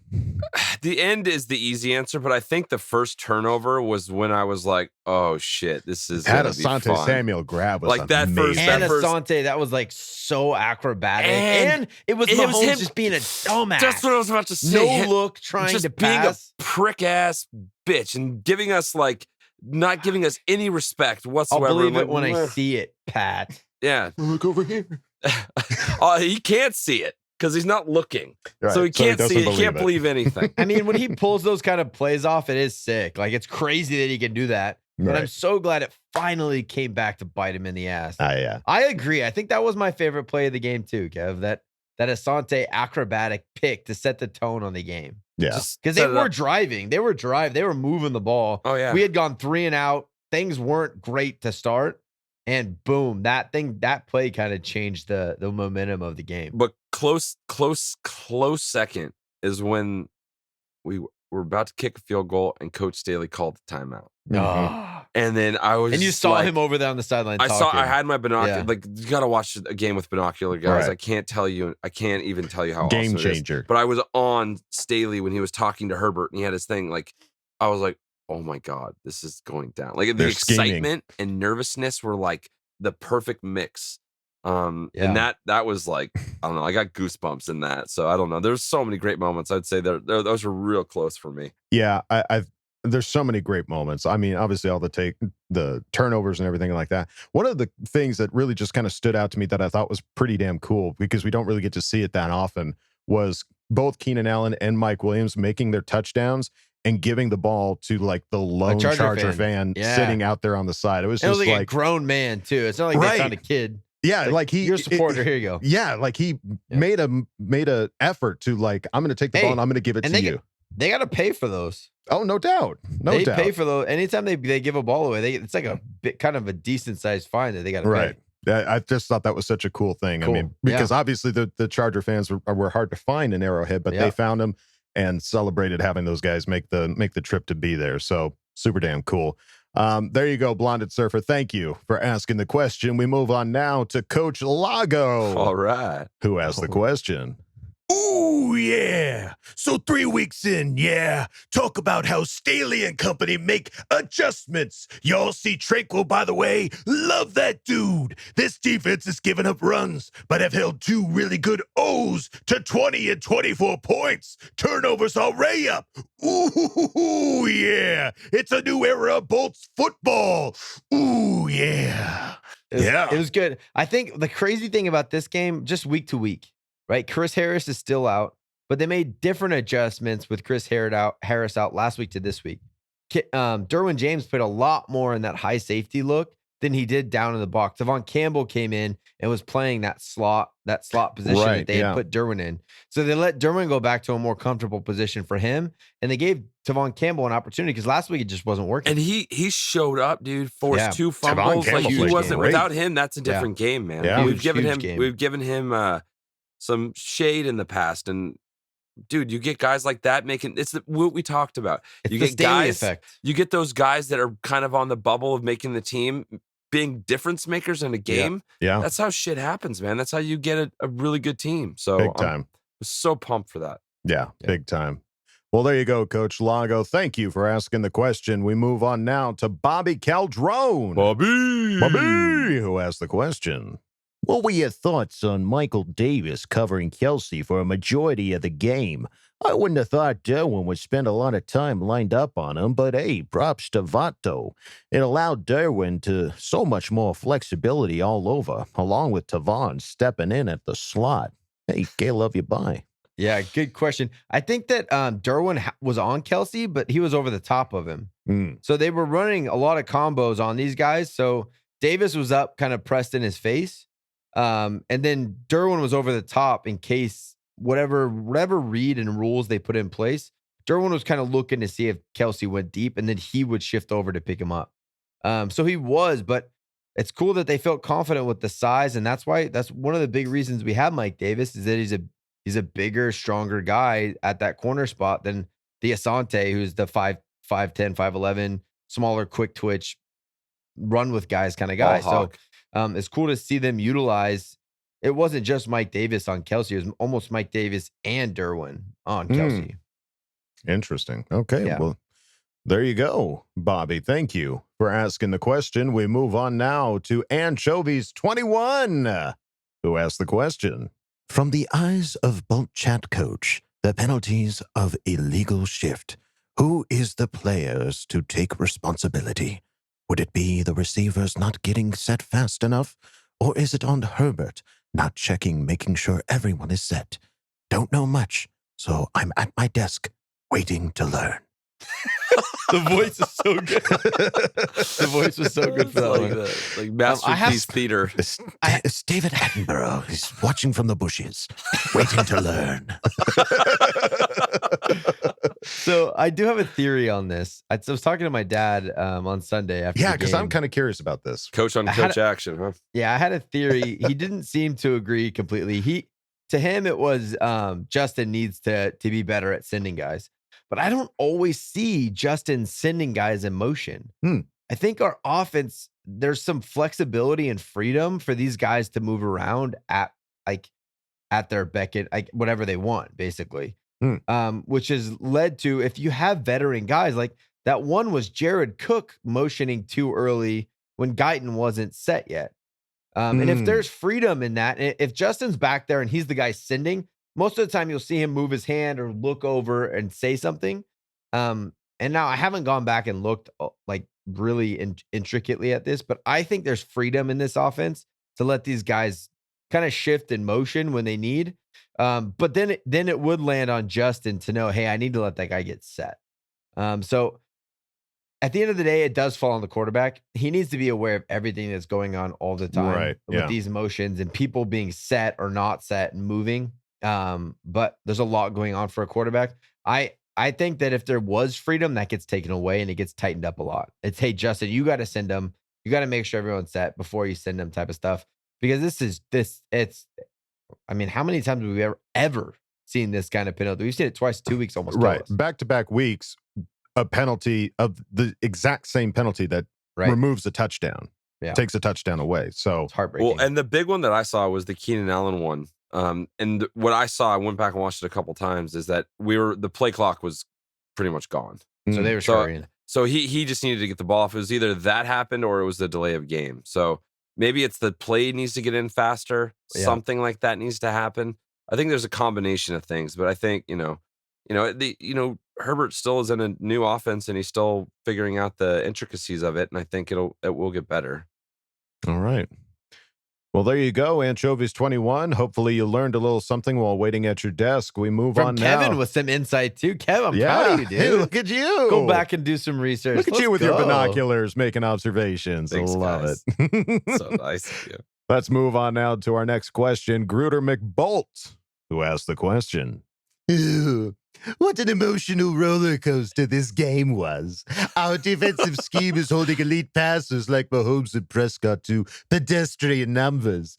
Do you think this bend don't break style of defense will hold up all year, or will it break sooner than later? K love you, bye. Also, on behalf of all Charger fans, thank you to the Duggan family for being at the game, so the Chargers can hear you cheer for them so they could win. Everybody knows it was because of you. Bolt up. That's like first season Stewie. I am so sorry. That was good. Gruder, it means a lot, man. Gruder Thank McBee, you. Thank you. We came, we saw, we made people cry. That was our goal, and we did it. So, yes, it was our pleasure. Yeah. But roller coaster, was it? Yes. Yeah. It was a roller coaster. This bend don't break. We talked about, so I think there's a difference. Like, we talked about Gus Bradley's defense was a bend don't break defense. Right. That defense is like a Cirque du Soleil, like very bendy. This one's more like an athlete that has some flexibility, but then like snaps back into place. Mm-hmm. You know what I mean? Yeah. The weirdest analogy I've ever come up with. But if you like Cirque du Soleil and you like snappy things, that was the analogy for you. Yeah. If I, from a non-good football analysis perspective, I would say football good. Football good. Gus Bradley, him no move. Him guys stay and play same. Staley defense don't break, but they move. They go there and there. Oh, I don't know. It feels like Staley's defense. It's similar, like they were talking about putting the roof on it, but you've got a lot more moving parts. It feels like Gus Bradley was just like, our guys are going to keep playing the same thing over and over and over again. We're still going to have that roof, but it's more just like what's going to happen. You know what these guys are doing. There's not going to be a blitz or anything like that. It's just going to be the same kind of bullshit. When did we have 4 turnovers under Gus Bradley? Exactly. There's something different there. We are very much like I don't know, like any good defense is kind of like that nowadays. If you take too many chances up at the line, you're going to get beat for big plays. And with the quarterbacks that are out there now, you're going to get beat a lot. That's what this league is. It's a passing league. It's designed for passing. So if you can keep people from passing, make them play old school football, and we'll hold you to 20 points. Right. Yeah. And that's what we are now. And we're ball hawks that turn the ball over. Exactly. There you go, Gruder McBolt. Thank you for asking the question. And thank you for the kind words. We appreciate you. We really appreciate it. Let's move it on now to Tweet Me Up, Scotty. Oh, he's so tall. Who asked the question? Shoot!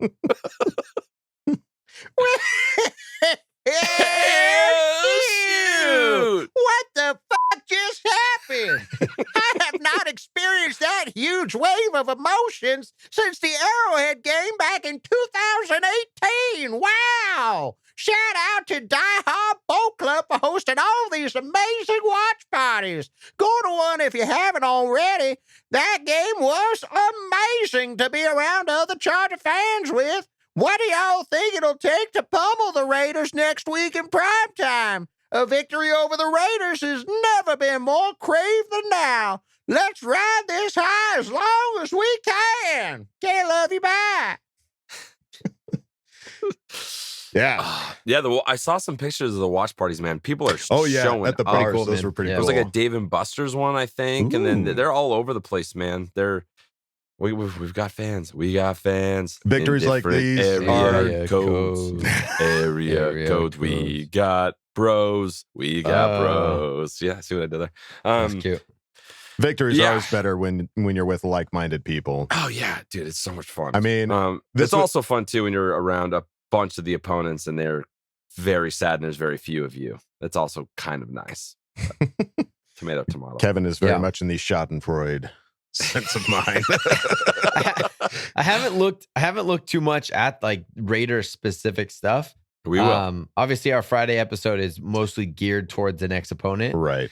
But I do know that if you limit them, if we can play the kind of defense that we're playing, make them drive down the field, they will have penalties. They will make mistakes. The Raiders do not go 20 play drives without doing something stupid. So without Grudening it up a little bit. yeah. Those spider wide bananas can't go all the way down the field 20 Those plays are slippery, man. Yeah, slippery. Excellent. Well, there you go. Tweet me up, Scotty. Thank you for asking the question. We move on now to Chimney Crickets, who asked the question. How many planes do you think it took to bring Staley back to L.A. after the game? The kahunas on that call. C-130, I think. I think they had to call one in. He probably got 2 seats in first class. I was going to say, it was probably one plane, but I think that overhead bin was going to be totally full. No room for any more luggage. He had to adjust his balls. He had to check. That was not carry on. Yeah. He had to check those balls. You can't bring them on that plane. Carry on. Sir, do they fit? I need you to put those in my little container here. That's I not need you to gonna see if fit. they fit. Yeah. Oh, those don't fit. You're going to have to take those back gonna have out. to check them. You want to check gate them. check that? You can pick it up when you land. Yeah. We'll gate check your balls. Yep. Oh, I see you brought 2. Okay. You're only allowed 1 on this plane. Yeah. 1 carry. Oh, God. All right. There you go. Chimney Cricket. Thank you for that softball of a question. We love it. All right. Let's move it on now to Ghost, who asked the question. If the 2021 draft was today and they were both available at 13, who you taking, Sewell or Slater?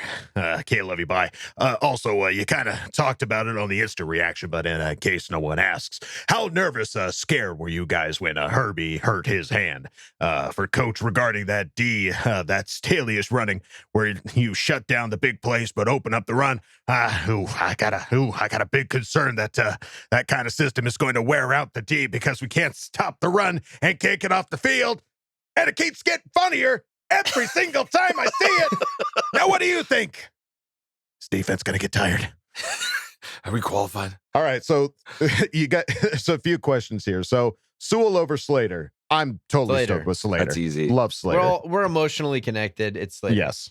Yeah. Easy. Herbert hurting his hand. You said you saw it wrapped up. Yeah. Well, yes. I didn't really see the injury, him hitting his hand. I saw it, in binoculars, but you couldn't really tell, and he shook it off real quick. But then I saw the video after the fact, and I was like, okay, that doesn't look so good. But when I was leaving the stadium, like I mentioned, we saw the players getting on the bus because we were so late. There were just a few Chiefs fans around. So I was able to snap a creepy picture. I feel kind of creepy for taking it. Super creep, but let's show it. Wrapped up. He's being nice. He's being getting cautious. Yeah. But he was happy. He was in good spirits. He went over and like hugged his family and everything. So I think it was just a little ice job.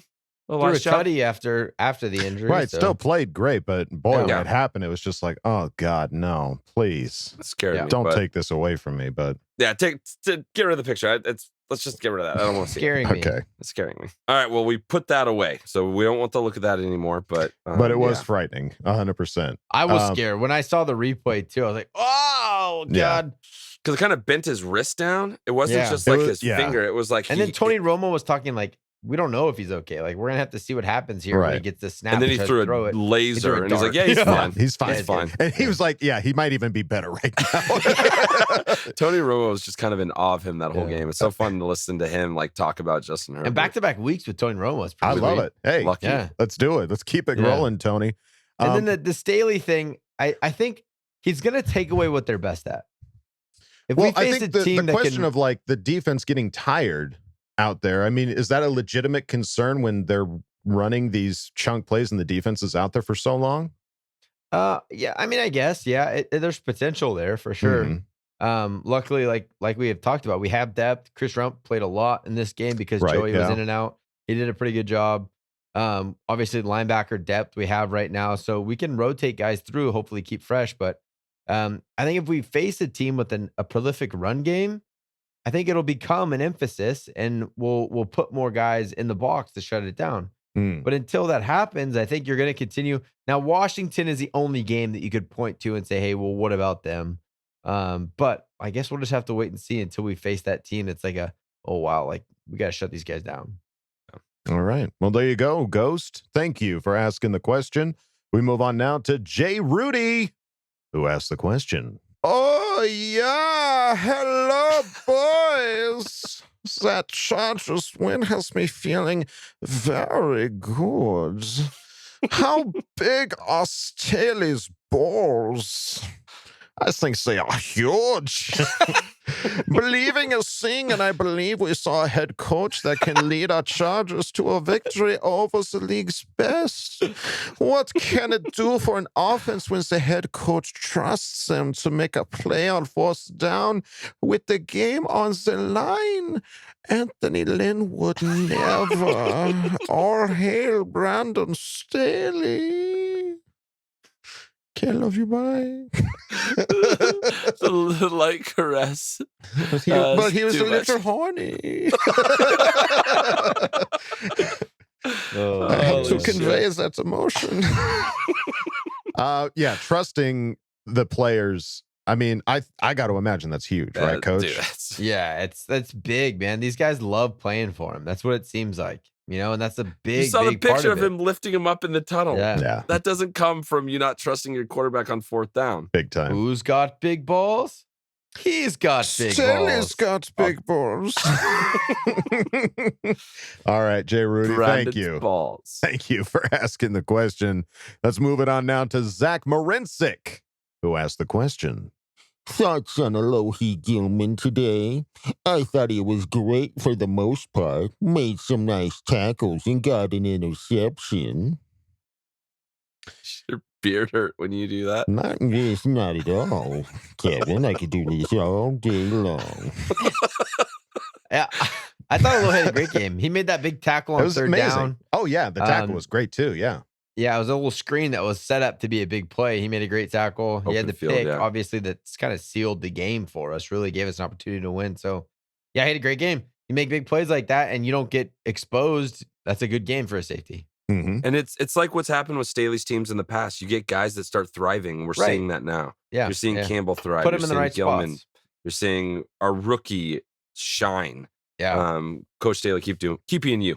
You do you, Coach Staley. You do keep you. Doing your keep big it up. Big dick energy. Big dick energy. Thank you, Zach Marincic, for asking the question. Moving it on now to Brian LaRoe, who asked the question. How we feel about Tillery? Buy himself another week. Yeah, consistency is always consistency is the thing. The guy has the ability to be a great football player, and we saw it this last game. Yep, just see it down in and down out every play, getting after it. He apparently just needs to be yelled at by a lot of Chiefs fans for him to get up and ready to play. But energy in a stadium is a big deal. And Coach, talked this game up a lot all week. That was a loud stadium. It was definitely a bit louder than SoFi, so we got to work on that. Yes, we do. Thank you, Brian LaRoe, for asking the question. Moving on now to JJAF, who asked the question. Is Justin Jones the only hope to improve run defense if the team continues to call up Gaziano? Are the issues only with the defensive line, or could more Tranquil help too? I think there's a little bit of both. I think the linebackers are getting used to the new scheme, new run fits. I think Tranquil being bounced in and out will help as well. The box is light.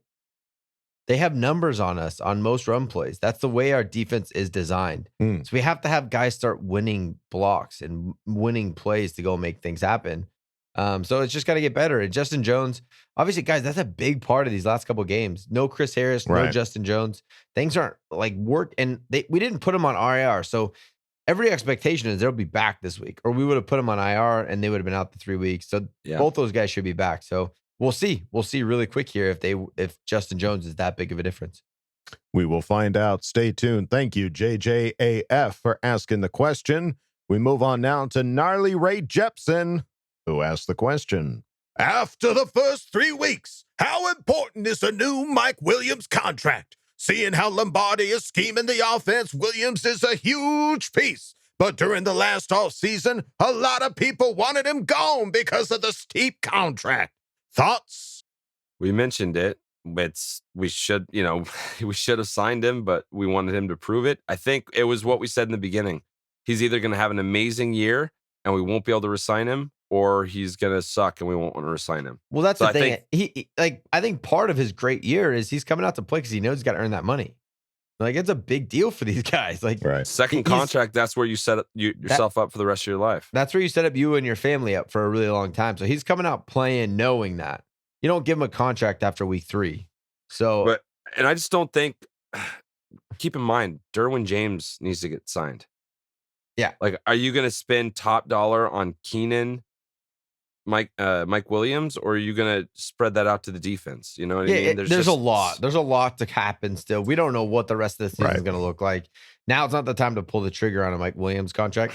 Obviously, those first 3 weeks, he's looked great. But he looks amazing. It'd be better for everyone if you just don't think about a Mike Williams contract and just enjoy what him he's doing for who he right is now. Right. Let's enjoy these wins and let's see how far we can take this train, baby. But hey, Gnarly Ray, thank you for asking the question. Choo choo, motherfucker.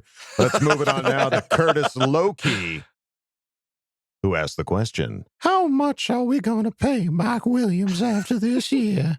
What a win, fellas. I can't wait until we face the Raiders next week. That's their new team name is the Raiders. Facing the Raiders. Face the Raiders. The voice combo. Wonderful. If he keeps up these numbers, he's going to be the highest paid receiver in the NFL. By a shitty team that has money and is willing to throw it. Right. That's what's going to happen. If he can keep up these numbers, man, you said he's on pace for 1,700 yards and something. He has 100 yards a game, touchdowns, 100 yards a game, and 4 touchdowns in 3 games.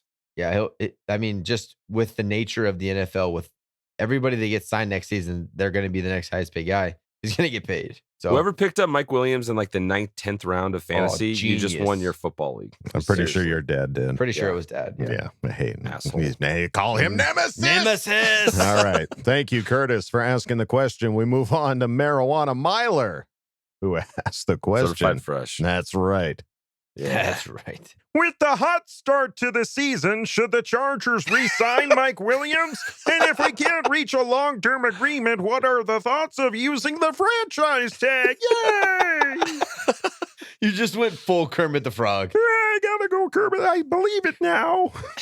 Patrick, Did you see it, Kermit? Did you see it? Do I see it? I believe it. Hey-ho. All right. always Franchise an tag, I option. think, is an interesting option. Yeah. It's always I an can't remember option. what the stipulation is. That's a lot of freaking money. It's a lot of You money. pay him as like a top 5, the average of the top 5 paid of that Right, position in yeah. the league, something along those lines. So you got to pay him a lot of money, but you get him on a short-term deal. In my mind, it's just if you want to keep the guy, he's still young enough. And if he plays this whole season healthy, if you want him, take him. You know, it in the long run, it'll end up paying off because every year people get paid more and more and more. So if you want to keep him, pay him now, and then he'll be a bargain guy by the time the end of his 4-year deal is out. There you go. It's an interesting thought, but there you go. There's a lot. Yeah, we'll get there in the Kyle. We have a long off season with not a lot to talk about in these We'll get into that these later. podcasts. We'll get there. We'll crunch some numbers this off season. Yeah. But hey, Marijuana Miler, thank you for piping up and asking the question. We move on now to Z the King 1, who asked the question. With how well Mike Williams is playing, what do you think the Chargers would do if Davante Adams said he wanted to come play for us next year? Also, any thoughts on why Josh Palmer isn't being used when he seemed like such a stud earlier? Well, there's just everyone's playing so well. Yeah, wide receiver room Where's is the pretty opening? crowded. Yeah. I guess Yeah. the Guyton thing, Guyton's messed up a couple of times pretty good here. It's a couple drops. But he's our super Penalties. speed guy. That's not really a replacement there. You're not going to get as But many he's not been reps. effective in that as of this season so far. So I think there's Maybe opportunity Palmer there for steps Palmer. in there. Yeah. But yeah, as of right now, that he's just not broken through, and we don't see what happens at practice, and so it's hard to tell. But it's a good point to see if we see Palmer here at some point. Mm-hmm. But Davante Adams, Keenan don't see Allen, and Mike Williams, I don't think there's any possible. I just don't way. see us being able to afford Devontae Adams. To be honest, I Right. don't know. And You honestly, got to pay with the way, Derwin James. You're gonna have to pay him, and You have he's to gonna. pay Justin Herbert here pretty quick too. right. No, he's still got a couple more years. In the lifetime of that contract, you would have to pay Justin Herbert. Right. So you have to consider all Right. the signings you make, knowing that $1 billion contract. he is gonna make so much money. He's going to pick up buttload. Yeah, I'd rather hold on to Mike Williams than Devontae anyways. With the way Mike Williams is playing right now and the chemistry he's building with Justin Herbert, Yeah. let's just hold on to Mike if that's Mike, an option. back shoulder Williams. Am I right, boys? Devontae's a number 1, so it's either Devontae or Keenan. Keenan's our 1, right? Yeah. So it's like we already have our 1 for now. Yeah, let's stick with our 1. But hey, Z the King 1, you're our number 1. So thank you for Aw. asking the question. We move on now to Alien of Beanzor. Certified fresh. Yes. Who asks the question? Hollywood Herbert for MVP. And should we consider giving Mike Will that extension? I think this staff is unlocking his potential, so we should definitely consider it. Well, that is... Oh, and the Chief Raiders and the Donkeys. Herbert for MVP case is definitely, he's putting down the foundation. building for it. Yeah. Beat Yeah. Mahomes. He's putting up 300 yards a game. You got to win. You got to win a lot. We got to win the AFC West. Right. We got to push into the playoffs. But he's laying the foundation happen. for the MVP. Right. The campaign starts with the FedEx Player of the Week, and we need to set the tone, folks. Go vote for Justin Herbert, FedEx Player of the Week. Make it happen. Thank you, Alien of Beanzor. Thank you for coming in peace. We appreciate that. Let's move it on now to Mason, a.k.a. Mason Besser 0, who asked the question. No question. Just wanted to say Asante Samuel Jr. is an incredible player. What a steal. Bolt up. Okay, love you. Bye. I remember being at that bachelor party and celebrating with you when we drafted him. We're and he fell not to worthy. Us. We're not We're worthy. not worthy. We suck. We're scum. scum. We're scum. Yeah, dude. I did in a million years. I didn't think he'd get to us in the second round. Right. And I mean, We were so hyped when that happened. I'm pretty sure we ran out to the beer pong table and shotgunned a beer. just Probably take at least 2 or everybody's 3. beer and just We Yeah, pounded all their them. Yeah. beers. Yeah, I mean, if Herbert's making a run for MVP, I think Asante Samuel's making a run for Rookie. Yep. Defensive Rookie of the Year. 100%. Keep picking and tackling and Keep picking and a golden, grinning. baby. There you go. Mason, thank you for asking the question. We move on now to Rocky Road. Rocky Road. Certified fresh. Who asked the question? My boyfriend recently converted me to be a Charger fan from being a Giants fan with the help of Herbert, of course. I want to know, what do you guys feel after this game is our biggest assets and weaknesses going forward in the season with these tough AFC North opponents? Thanks. Well, welcome. Yeah, welcome. Hey, I'm glad the conversion therapy worked, Yes. and you're Good now a work, Charger boyfriend. fan. Yeah. Whoever he is, good work. Yeah. Proud of you. Way to go, Idaho. Biggest asset, Justin Herbert. Plain and simple. Our offense, third down efficiency now being How red zone crazy efficient. is that third down efficiency? Yeah, pretty incredible. Our I'd offense say is very dynamic. Staley's balls are a decent asset. I'd continue to carry those around. They're big. They're big. Ball jokes. Yeah. Weakness, I think everyone sees as you could call it a weakness, but I think it's a chosen weakness, is our run defense. We've chosen that to be like, we've given up that to stop other things. So, I don't know. Like special teams hasn't been glaring. It hasn't been like bad. No. You know, like we haven't given up scores or No. that punt this week was pretty weak sauce by Ty Right. Long. But I That think first a lot punt of was that had pretty to do weak. with the win too. We'll give it that. Yeah, We'll- maybe we'll chalk it yeah. up to that until proven otherwise. So all that to say, we have no weakness. Here we are. No weakness. We are without weakness. Rocky Road. Thank you. But AFC North opponents, like, I feel like the toughest part of our schedule is happening at the moment. So, the Browns they're playing tough, but I'm not. Browns Ravens will be tough. Like every game, every team in the NFL is good, man. It's not Steelers nothing look old. poor. Big Ben looks so old. But there's no week that you look at it, you're like, oh, done. Easy W. I stopped doing that. I've been a Charger fan too long to You do can't. that shit. You can't. Yeah. We lost to the 0-13 Browns 3 or 4 Yeah, years we gave them ago. their first win. Way to go, McCoy. So you can't do that. Every single team is good. So yeah, every game's hard. We got to go out there and play. There you go. Rocky Road. Well, and again, welcome. Yeah, welcome. Thank you. We Thank appreciate you. for asking Welcome the to the question. We move it on now to Kyle Fawkes Williams. That is some fresh shit right there. That is Certified. Definitely certified fresh. Who asked the question? Crikey, that one was worth getting up early for down here in New Zealand. Simple question, though. How fucking good is Herbie? I'm going to keep my thumb out of his butthole, I'll tell you that right now. He's so fucking good. He's so Fucking good. He's so good. I mentioned it in the instant reaction, man. He's so cool, calm, and collected. And just no matter what the down distance situation is, you're like, okay, Herbert's gonna make sense. 4th and 8. I was like, okay, yeah, fine, cool. Confidence. Right. Herbert, I was scared shitless, but I was like, at least Herbert will probably I'm more do something scared for cool. the wide receivers that are going to be able to catch the lasers. Right. He's still throwing them wicked hard. Wicked hard, especially Wicked after he hurt had. his hand. Wicked had. Yeah. But New Zealand, thank you. Yeah. We appreciate you. And Tonga's down there in that area, so you guys should hook it up. Yeah. Say hey to Tonga Oh, for a new us. diehard Bolt Club, New Zealand. Oh my God, dude. Make I it would love to be happen. an honorary member of that so bad. Kyle Fawkes Williams, make it happen. Thank This you. is fitting too, because this is the Lord of the Rings episode. So Oh, this that's is true, the right.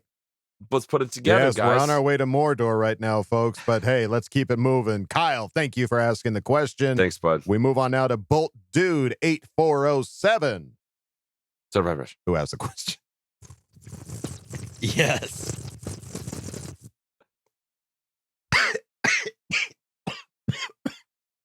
It's Staley and Herbert we trust. Bolt up.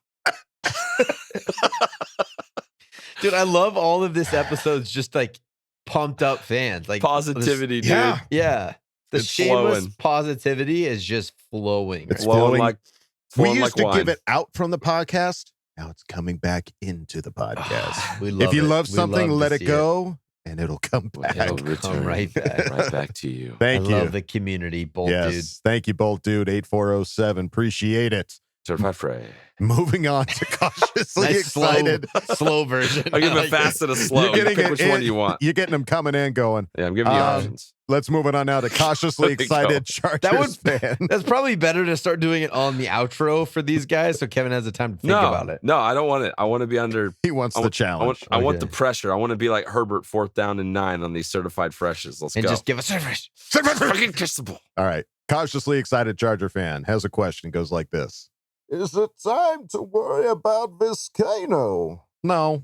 That game, man, the wind was so crazy. The first one he missed, he was trying to compensate for the wind. He like hooked it. He hit it hard left. When you see these flags like horizontal, that is not a good day for kickers. No, he purposely put it out there left is what it seemed. The one he made, he hit it so fucking hard. If you go back and watch that field goal he made, he had to line drive it so hard to make it through. And he had to, in order to line drive it, you got to be that much closer to the end zone because you don't have to get it up high. So you don't have to get it up high. You can just so I'm gonna give him a medium pass on that one, not a soft pass. Yeah, medium pass. Yes. Excellent. So no, we will not. It's not time to worry. Because honestly, it was that in the stadium. Have you ever seen the movie American Beauty, where that little bag is like floating around? It's the most beautiful thing I've ever seen. I saw Gatorade cups on the field moving around. Dude, they were like floating in the air. It was like spinning. I was like, is there a tornado here? What the is going on? Nobody knows. But hey, cautiously excited Chargers fan, thank you for asking the question. We move on now to Tyler Foffey. Foster! Who asked the question? Our boys came to fucking play. Let's fucking go. The Chiefs. Tons of positives, but always room to improve and get even better. How can we improve our run game? Scheme changes, or does it fall on more execution? I think we covered it a little bit, but it's kind of what we're giving him. And I think Staley is scheming per team he's playing, as opposed to what we used to have with Gus Bradley, where it was like, this is our defense, this is what we're playing. He's what Kyle said earlier. He's going to make you beat us with your weakest part of your offense. So, well, I don't know if Tyler was more specifically referring to our offensive run game. I disagree. All right. Well, you got the take of our run defense, our run game. I don't know. I feel like I guess I haven't really like dissected a lot about what's going on in our run offense, because our offense has been executing. The only time that I was like, man, I wish our run game was more effective was in the red zone. Against Dallas, whenever you get in the red zone and you're not effective, you're not scoring touchdowns, it's usually because you don't have an effective run game, because all of the coverages on defense get so condensed that it's hard to get open on routes. So you need to be able to run the ball in the red zone. But that wasn't even the case here on Sunday. So, yeah, I don't know if I'm worried about the running game. If we run for 80, 90 yards a game and we're winning, scoring 30 points, that's cool. That's just who we are. But if we start to have poor red zone efficiency, then I think it's time to bring back what's going on in our run game. How can we get more effective? Because I think also a lot of our offense, as I'm even just thinking about this while I'm talking, a lot of our offense is short underneath passing game, right? It's short, quick passes, and that in effect is a run game. So I think that a lot of what our high efficiency underneath passing game, it kind of takes over for some of the run game that you need. I apologize, Foster. I read the question while Kyle was talking, and you were right, Kyle. He was not talking about our defense. It's I okay. fucked that up. I appreciate you jumping on the answer. Giving me time to think and making you look kind of dumb. I do what I can. That's right. Thank you. We do what we can here at the Charger Chat podcast. So, Tyler, thank you for asking the question. We move it on now to House of Hain, who asks the question. Certified fresh? Fuck yeah, motherfuckers. Fuck KC. Fuck Denver. And fuck the Raider. I love you, boy. Same. Yeah. Family, trust, respect. Family, trust, respect. Warm me up a nice plate of that. At the House of Hain. Thank you for making the comment. We move on now to Dub Sack. Certified fresh. Who asked the question. Jay Herbo is undefeated in Arrowhead. Fuck the Chiefs. Love it. What a great He stat. sure is. Herbert undefeated in Arrowhead. 2-0, baby. In Arrowhead. It's just beautiful. It's just a beautiful thought. It's a great statement. I could say it all day long. So because now we had that thing where they're like, you played our scrubs, you played our backups. Like, we beat them too. Well, now we just beat your best. Fucking douches. Thank you, Dubsack, for pointing it out. We appreciate it. Let's move it on now to Electric Wizard. Certified fresh. Who asked the question? What's up with that scumbag Chiefs player being in Justin's grill, not getting a taunting penalty last drive of the game? Yeah, it looked like Chris Jones. At first, I thought it was like a weird camera angle. So we haven't seen this happen really. So I think what we've come to learn here, Chris Jones, is you don't fucking talk to Justin Herbert when he's about to drive down and score on your fucking ass. You made a mistake. You fucked up. Learn from it. Learn. Don't talk to the boy because he will fucking torch your ass. He'll make you pay for it, Chris. I love you, Oh, that's like a public service announcement. I like it. Yeah, you can clip that out. PSA. Put that in your pipe and smoke it. Yeah, Chris. Hey, Electric Wizard, thank you for asking the question. We move on now to FNU VP, who asked the question.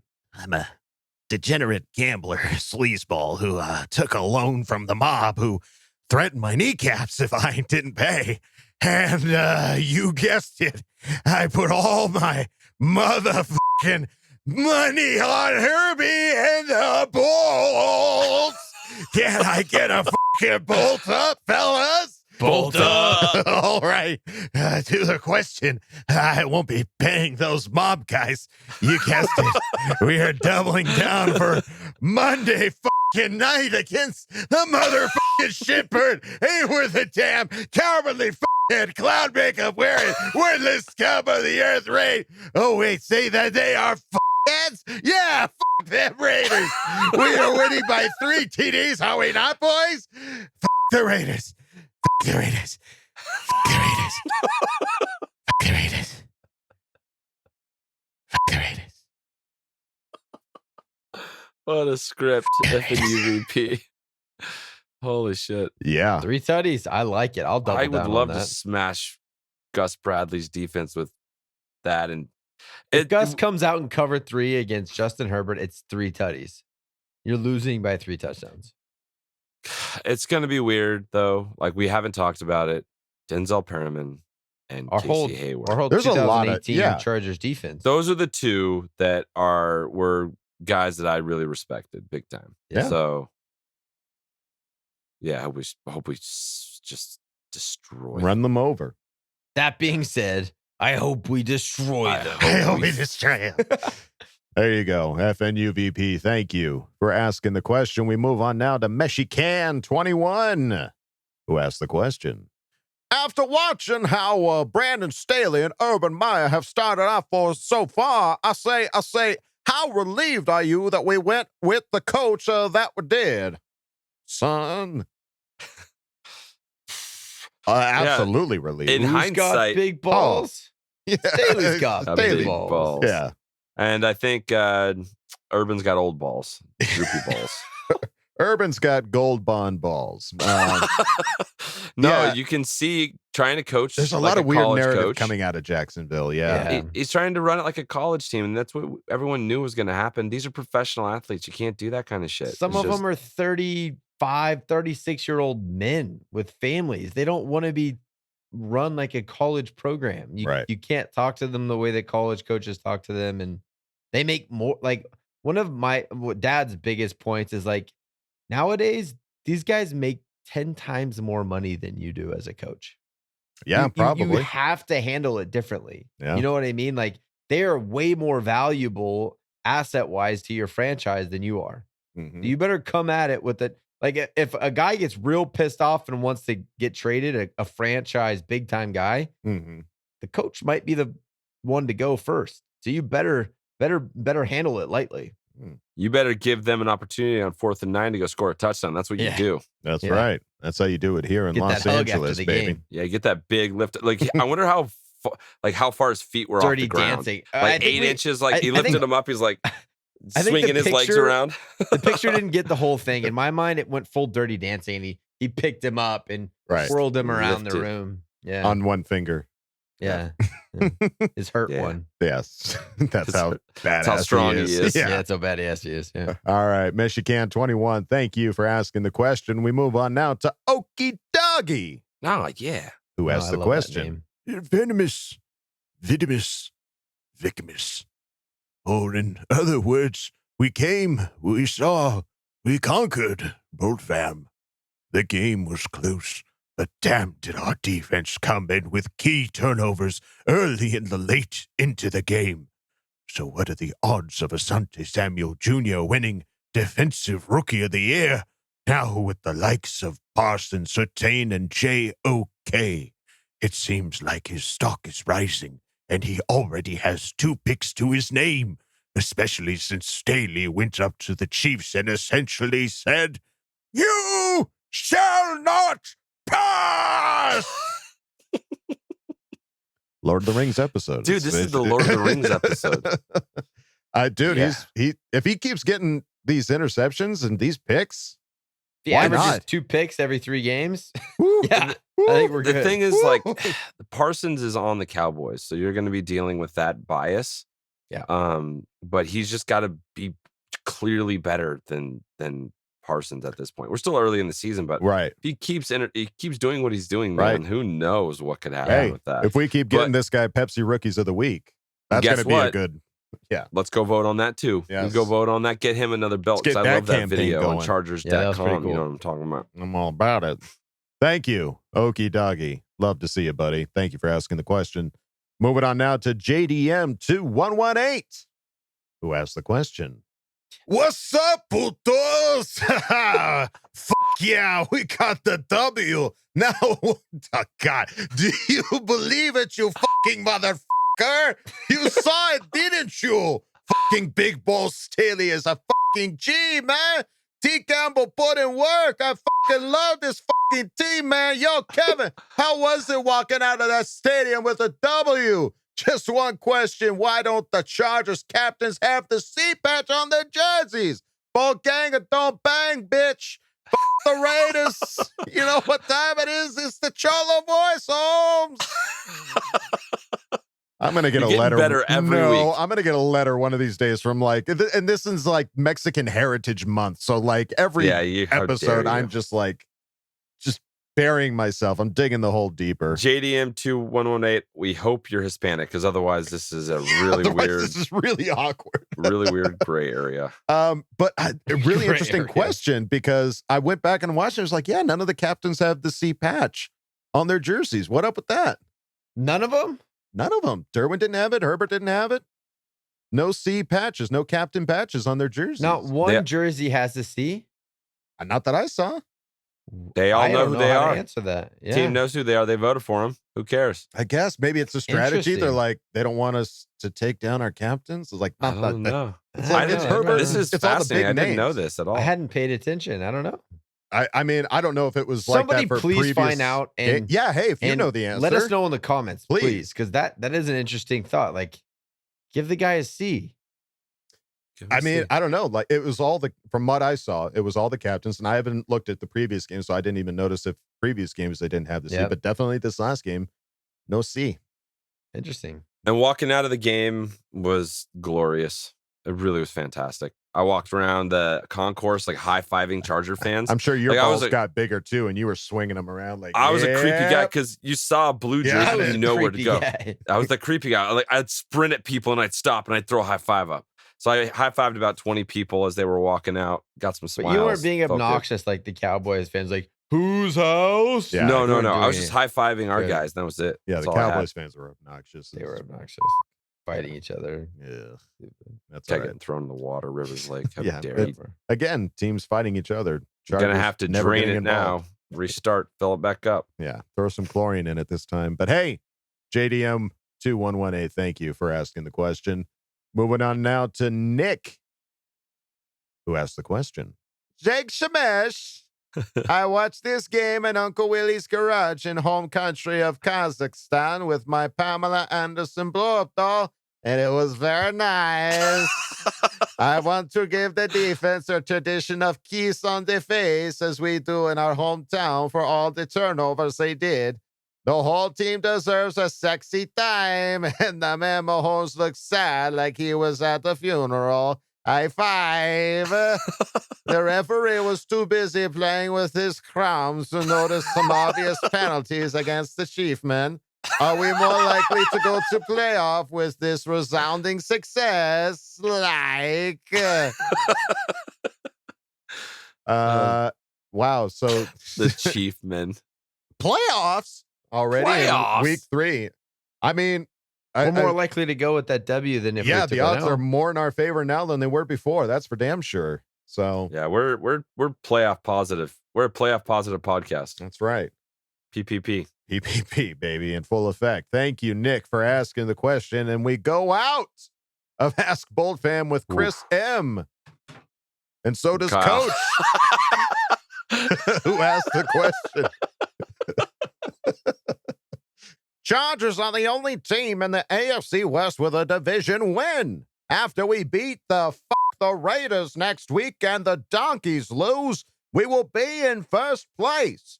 This makes next week's game a pretty big deal, given how close the Raiders came to almost losing to a 1-2 Dolphins. What is your prediction for the final score of next week's game?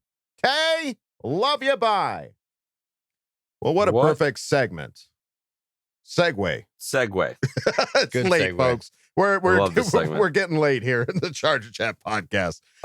Great segue. It's huge importance, not only for everything you said, but because it's the Raiders. Yes. We have to beat the Raiders all the time. It needs to happen. Yes. This is I'd say it's our biggest rival. It has been forever. Right. So we need to smack them around. We need to smack them around on that Monday night stage.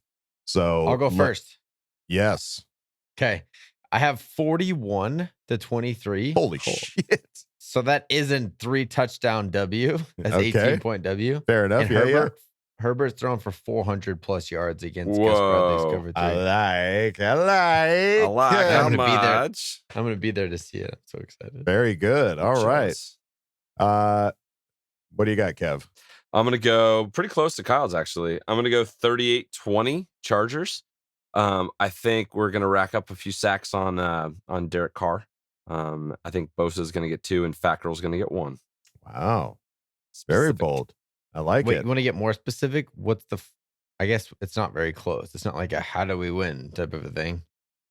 We're just going to smash the fuck out of them. Yeah, just going to beat them up. Got to wreck their day. That's my bold prediction. Smash them in their faces. Smack them in the mouth. Family, trust, respect. All right. I think my bold prediction, Chargers win 35-17. And I think my bold prediction is Derwin James gets not 1, but 2 interceptions. Wow. We all have 18-point W's. I like it. Is it really? Really? All 3 of us put 18-point victories. Yeah. Huh. That's 3 touchdowns.